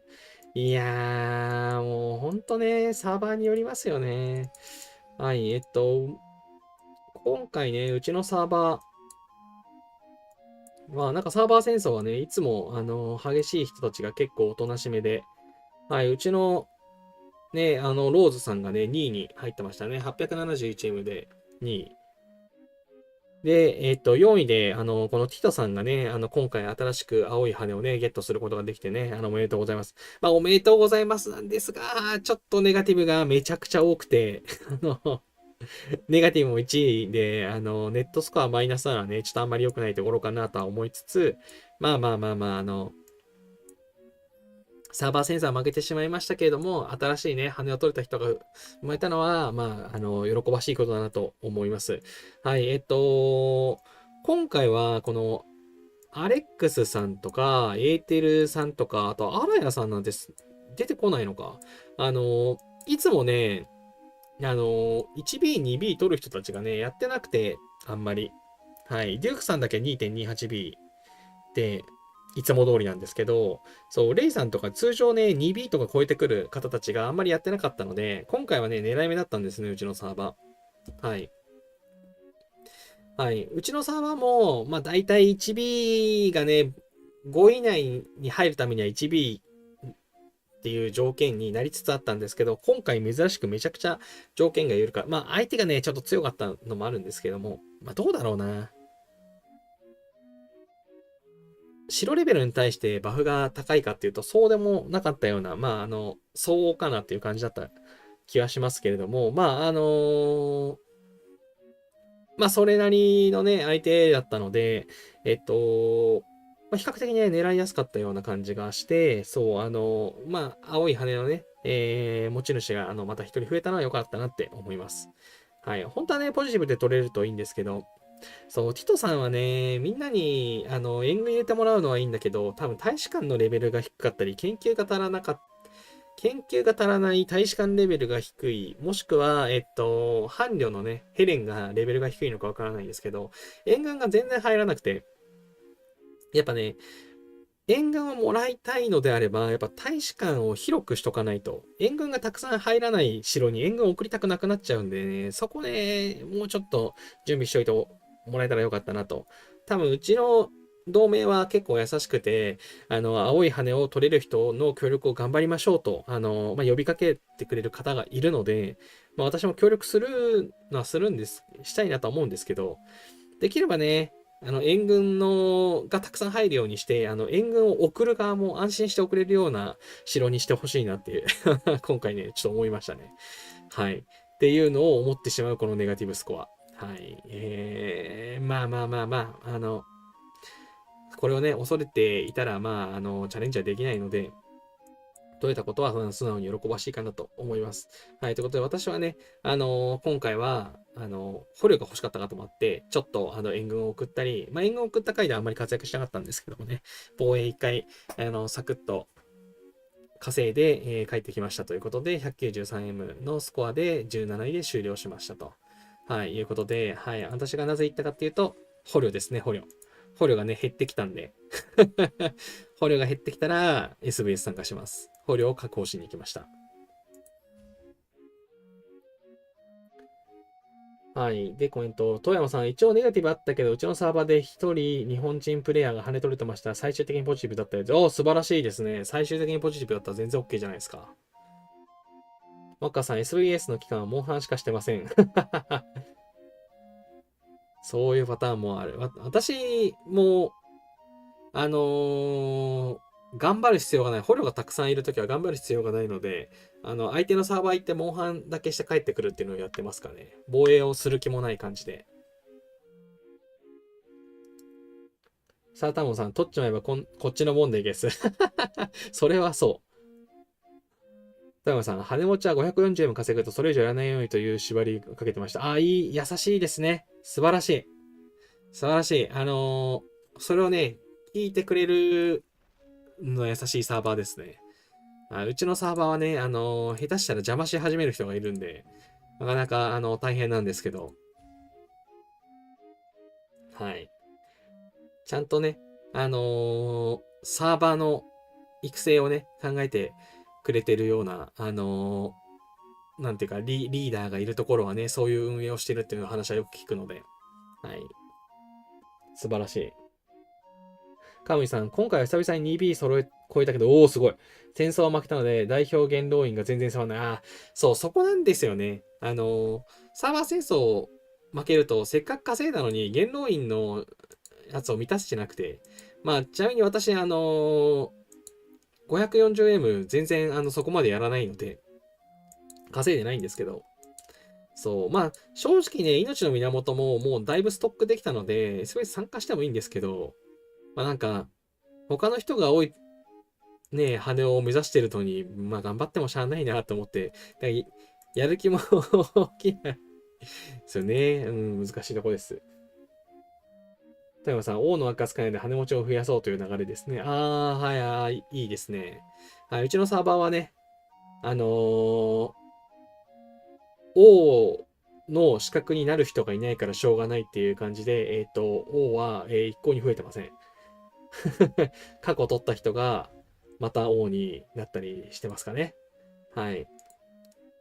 今回、うちのサーバーのティトさんが、羽を取りましたけれども、ネガティブだったんで、何らかのみそぎで許してもらえたら王になれるんだろうな、きっとな。はい。何の話だっけ？はい。まあ、文明カードの話をね、今日は、いろいろしていきました。カード交換のところですね。まあ、とりあえず、マイリストはね、出し得なんで、埋めときましょう。はい。もうこれ関係ないんで、消そう。はい。私、もう星巡るシリーズ全くいらないんで、出すんで、はい。心優しい人が交換してくれるのを祈りつつ、多分これ揃わないんで、またね、重要なのは、これね、ここ。えこれマーク変わった？なんかちょっとおしゃれじゃん。ここさ、兵隊のマークになってるのにさ、押すと変わるんだね。え、むしろバグ？次これグラディエーターでも本当はカードをやる気だった？まあいいや。まあここの枠的にね、少なくともあと2つは来るでしょうし、真珠みたいにもう1個増えてくみたいなのあると思うんです。はい。今回のこの星空の巡りカードのように、また限定カードが出てくると思いますと。で、限定カードも出始めがね、一番交換が盛んに行われるので、すぐにね、交換の機能を駆使して、このね、コレクションボーナス、この報酬をね、もらうのをお勧めしますと。特にシルバーカードが集まった時に追加でパックがもらえるドンってなるんで、はい、交換しとくですね。ある程度みんな交換が集まるともうやっぱいらないやって、交換できなくなっちゃうんですよ。はい。この文明カードの限定カードの交換は先手有利。あの、最初に手かけた人の方が多分有利だと思うので、しっかりね、機を逃さずに交換していくといいのかなと。はい。で、まあ、その機を逃した後も、まあ、仲いい人同士で交換して、コンプリートするっていうのが可能だと思うので、うまくね、まあ、交換に出せるカードがないと、そもそも交換できないっていう結構ね、えぐいっていうか、まあ、そりゃそうだろうっていう仕様になっているので、まあ、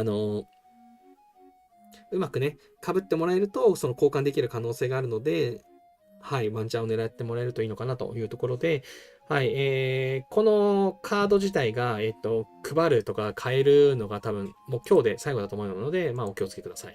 はい、17時間になってますね。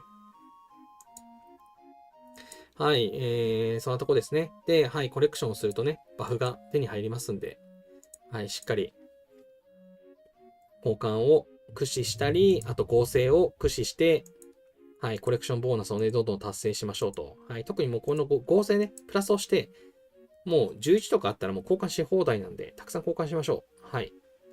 合成しましょう。はい。意外にバフが増えますね。超嬉しい。はい。では、重要な話は言えたかな？はい。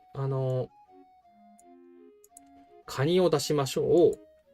交換しましょう。で、あとこの、おしゃートのグレースね。これも今日までなんで、ちゃんと引き切りましょうねっていう話でしょ？で、星空の巡り。そう、これの、こっちじゃなくて。まあ、こっちのね、カニのやつもそうなんですけど、はい、この引き換えストアもね、交換忘れずに交換しましょうと。はい。そんなとこですね。イベント関連。あと私、属州都市を探してだいたいね、1枠ずつだけワンチャン狙ってエピックにはね、かけるんですよ。別にいらなくても。で、この中でいるのは、中国かな、中国エピックかな。はい。フルブッパしとこう。はい。そう、これもね、結構よく忘れるんで。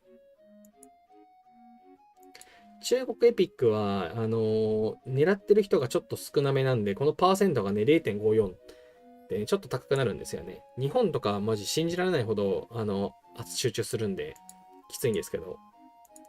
ちなみにうちのロシアは 1.4M ですね。うん。1.4M。4M。無理ですね。2000しか入れられないしな。はい。まあいいでしょう。あとは、はい。通常のイベントのところに行くと、粉族がね、予定通り来ますね。はい。粉族も4週間に1回必ず来るので、はい。予定通りですね。3月4日から来るようですということで、これ先にこれセットしとこう。あ、火力セットしとこう。はい。いつも通り粉族がやってきます。今回、私、時間を合わせるのがめんどくさくて、いつも適当に一人でパパパパって終わらせるんですけども、今回うちの、同盟で粉族あんまりやったことないっていう方がね、いたようなので、まあ一緒にやるかと思って、時間を揃えようかなとは思っています。粉族はね、戦場と同じで、私、遺跡とかタイルに出しまくっときたいぜ、なんですけど、それ全部返さなきゃいけなくて、それでね、あんまりやってないんですけども、はい、まあ今回はまあ時間を合わせてね、うまくやれたらいいなと思っております。よいしょ。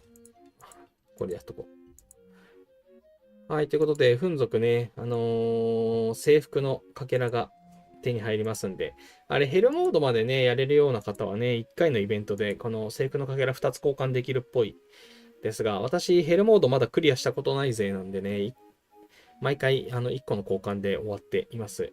これ1個と、赤血の精髄の交換と、あとは好きなアイテムを交換するっていうのをね、いつもやってます。はい。まあ、今回、うちの同盟にね、なんかめっちゃ強い人がいるので、その人とうまくヘルモードを参加すれば、まあ、クリアできるだろうかどうだろうか、みたいなのを思っていますが、はい、日本の、日本の午前中なんだよな、盛んなの。仕事中で、なんかうまく午前休とかと組み合わせられたらやれたらいいなと思います。はい。そのところでね、粉属があります。はい、なんか DSN チャンネルさんがね、今週は金曜日に粉属やる予定ですみたいなのがね、あったような気がしますね。ので、はい、DSN チャンネルさんでね、参加するのもいいかなと思います。はい、そんなところですかね。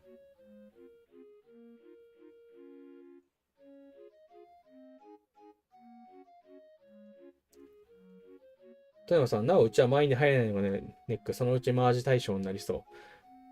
まあ、基本は、どこも満員じゃないですかあれ、新しい、あたあしばらく経ったサーバーって。満員じゃなくなるとこってあるのかな。生産力アップですかね。はい。私はそう、中国でやってるのは生産力アップです。はい。放置時間長め勢なんで。はい。激特イベントのところの、リワードね。私ね、たまにね、忘れるんで、この辺の細かいやつのリワード。皆さんもらうようにしましょうね。この前、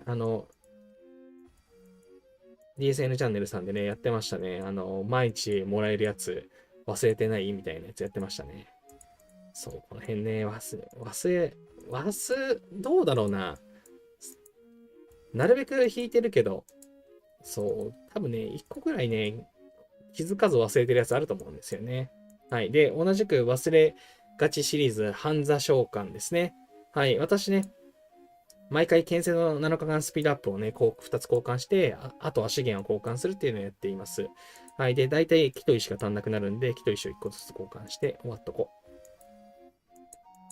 う。はい。あと、黄金樹の報酬もね、これも今日までですので、忘れずに引きましょうね。と。ことで引いとこう。レースの地。はい。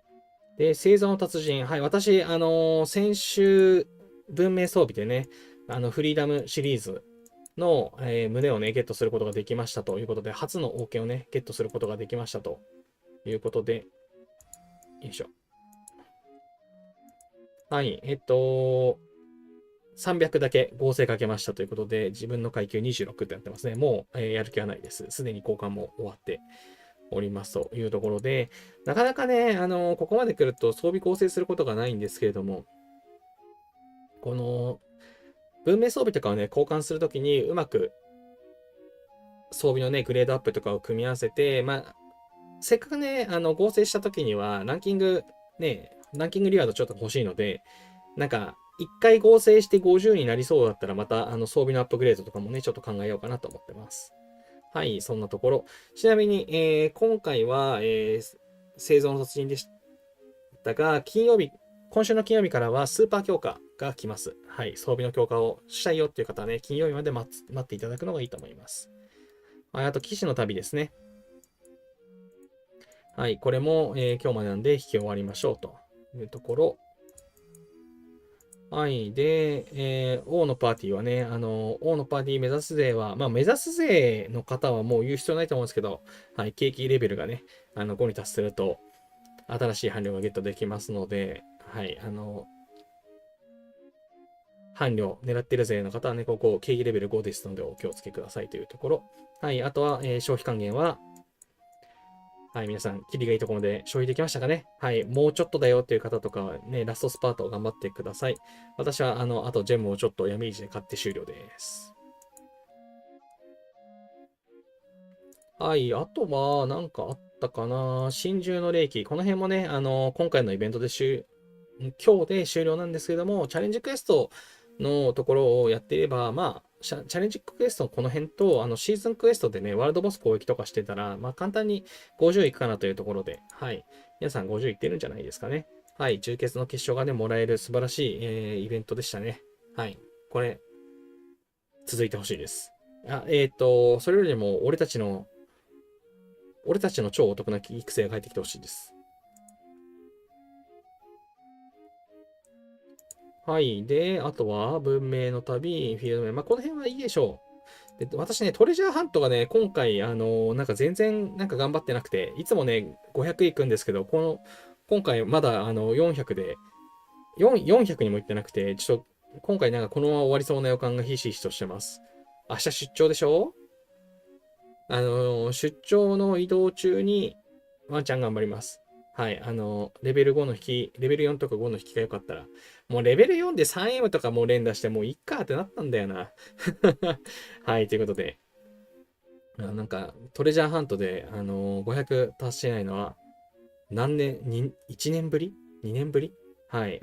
ずっとマックスになってたんですけど、はい。珍しく500いかなそうです。はい。が、まあまあ、たまにはそういう時もあってもいいでしょう。ラリーがね、参加したくて、ラリーを参加しているとね、なかなか、ね、やりませんでしたね。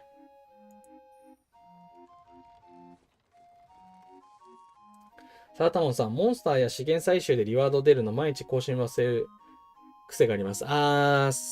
火、水、木の、リセット後、長期イベントの狭間に出るやつですよね。あれ忘れますよね。あれ赤いポチがつかないから忘れやすいですよね。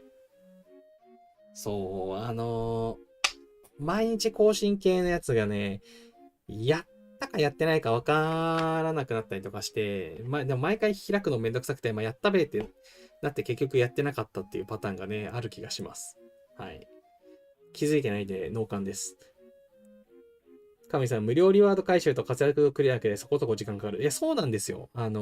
すごい手間かって、まあ、手間って言っちゃうとダメなんですけど、やることがね、多いですよね。マッカさん、資源の還元はいつも使いすぎてしまう。計算できない。難しいですよね。私もずっと、まあ、エクセルとにらめっこして、まあ、建設で揃えた後にね、あとは、もう兵士をね、うまく、合成したり、アップグレードしたりとかで調整して、今回、波数は 500M でしょ？ 458M、424M、181M ということで、まあ、ちょっとね、使いすぎちゃったところはあるけど、比較的ね、今回は平たくできましたかね。はい。でも、やっぱちょっとね、これね、無駄に感じちゃいますよね。ここうまくね、やりたいんですけども。スピードアップとかね、簡単じゃないですか、揃えるのが。もう 6M とかね、ぴったり。はい、コンスタ、今日、回復スピードアップもね、今日のシャロンで、死んで別に生き返すつもりないけど、回復かけてスピードアップだけ消費しようっつって、はい、消費して最後最終調整しましたね。はい。SVS で回復使ってたんで、あとちょっとで次のリワード行くわってやつは、戦場で調整しました。はい。スピードアップね。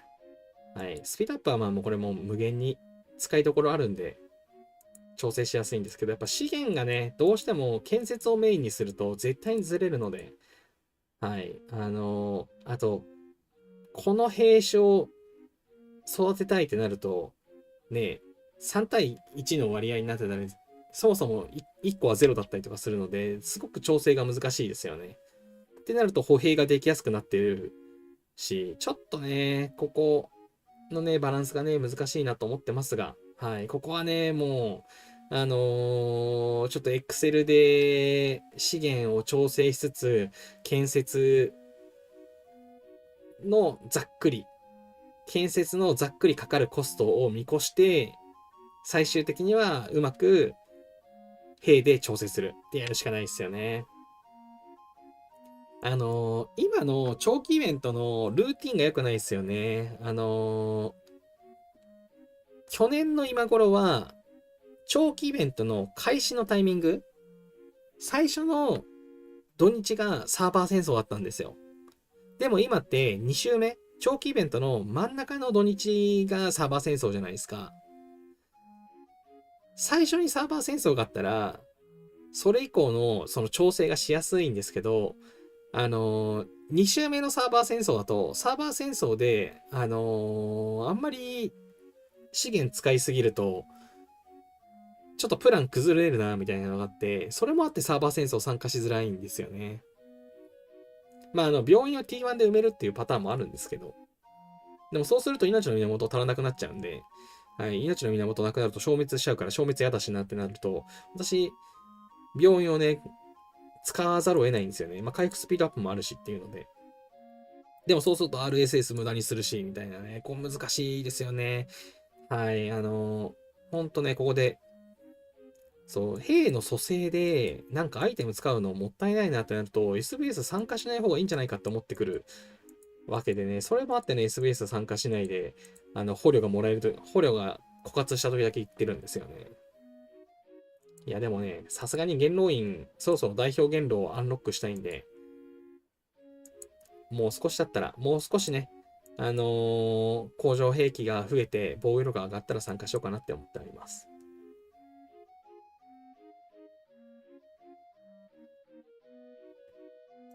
王さん、よかった。文明の単位無料分もらい忘れてました。ああ、おめでとうございます。これね、無料分ね、この、無料分を1回引かないと赤ポチつかないんで分かりづらいですよね。ちなみに私1回ミスってるんで、20分の13じゃなくて20分の12になってます。あ、ヘボニーさん、コンチャルは動画復活できて、あ、おめでとうございます。そう、X で投稿されてましたよね。動画復活おめでとうございます。そう、動画、そう、編集ね、してるぜ。辛いですからね。大変ですからね。なんだっけな。あのー DSN チャンネルのダーマスさんが投稿してたね、めっちゃカットしてるやつとかもあれもすげえよくわかる。余計なね、私もライブ配信してるから諦めてるんですけど、やっぱ喋ってると気づかずにって入ってたりとか、無音だったりだとか、余計なこと言ってる時とか、ああいうのね、全部ね、カットしないといけないんですよね、動画作ると。はい。まあ、ライブ配信はもう許してねと、もう時戻せないし。あれなんだけど、動画って固まったもので出すってなると、やっぱクオリティ低いままで出せないから、編集しますと、で、それをね、するのが大変なんですよね。だから動画編集税はマジで大変だと思っている。辛いっす。そうね、もうそうですよね。はい、私も、ね、会社でちょっと動画編集みたいので、音をね、消したりとかしているので、そう、このね、大変なのは分かっていて、大変なのは分かってるから、はい、個人のやつでは、甘えてライブだけやってます。岡さん、歩兵だけ作ろうとかやってても欲が出てしまいます。あ、そう、いや、結局ね、他のも作りたくなりますからね。というか、それ、やらないとね、バランスが悪くなるから、そこも難しいんですよね。だからね、もう歩兵はもう本当にね、武器庫でのアップグレードめちゃくちゃ駆使してますね。もう無駄に低レベル作って、どんどん、無駄遣いをしてますね。もう、石や鉄がね、一緒に無駄遣いになるのはちょっと嫌なんですけど、はい、でも食料を消費させないといけなくて。でも他の消費を増やすと次の消費還元が耐えられなくなるし、みたいなね。もうすごくね、難しい。はい。このやりくりを考えなくていいように、この辺の空いた空間に新しい生産施設を建設できるようにしてほしいです。はい。もう特に食料以外を増やしたい。よし。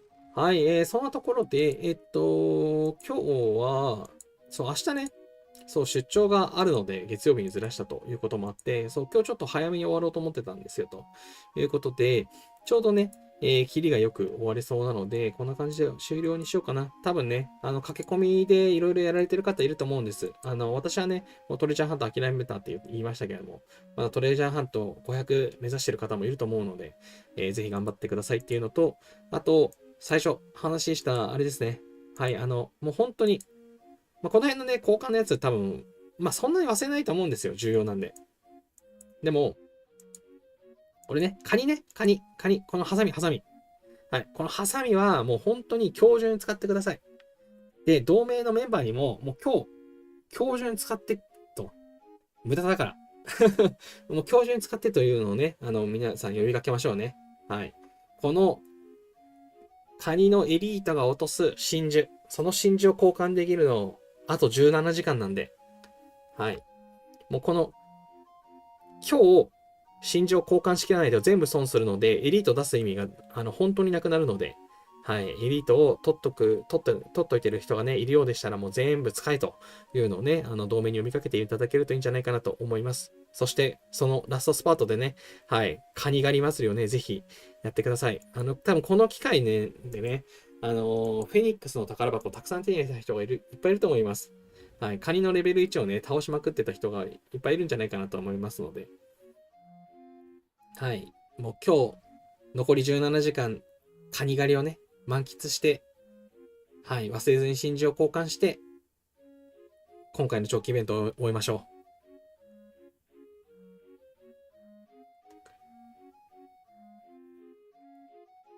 う。ヘロニーさん逃がしませんよ。カミさん、ピラミッド、ノーアヌビスでノーアヌビスでフィニッシュ、きつ。えぐすぎる。引きが、レベル5なのに。レベ、レベル5、レベル5潜ったのに、ノーアヌビスだったってことですよね。えぐすぎる。潮干狩り、カニ狩り。そうですよ。今、潮干狩りシーズンなんで、ちょっと早い。もう、カニ狩りをね、ぜひ頑張ってください。はい。ということで、今日の配信はね、ちょっと早いじゃないんですよ。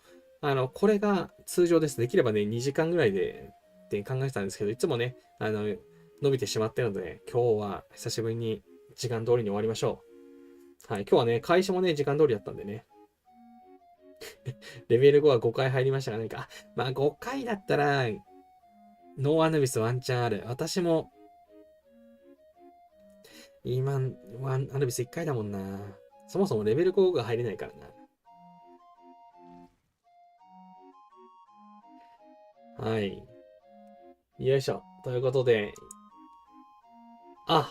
一応、最後にこのスケジュールで、来週のイベント、来週っていうか明日からのね、イベントですかね。はい、いつも通りね、同盟ボスが、カースイって始まると思うので、忘れずに倒しましょう。で、まだね、コンスタとガウガメラはあります。で、シャロンが日曜日にあるというね、この、1ヶ月間はね、1週間に3回戦場があるね、大変なシーズンですけれども、はい、頑張っていきましょうというところ。はい、私も、戦場6時からで、いつも7時から参加で申し訳ないなと思ってるので、早起きにシフトしなきゃなって思いつつ、夜更かし生活が続いてます。はい。で、粉属が、ありますということで、明日のリセット後からね、粉属始まりますので、粉属、ぜひ頑張っていきましょう。で、イベントスケジュールの金曜日からある通り、長期イベント、またね、蛮族が入ってきます。私、蛮族は好きです。蛮族は、リソースもらえるんで、はい、蛮族やっていこうと思ってます。ということと、スーパー強化のタイミングが来ますので、ぜひね、強化、まだ足りてないぜっていう方はね、ぜひ、スーパー強化のタイミングで、装備のね、クオリティを上げていってください。はい、そんなところで今日はこんな感じでおしまいにしましょう。またね、来週は、予定通り火曜日にやれるかなと思います。はい。そんなところで本日もありがとうございました。よかったら高評価やチャンネル登録をして次回の配信でお会いしましょう。それではまたお会いしましょう。おつじゃる様でした。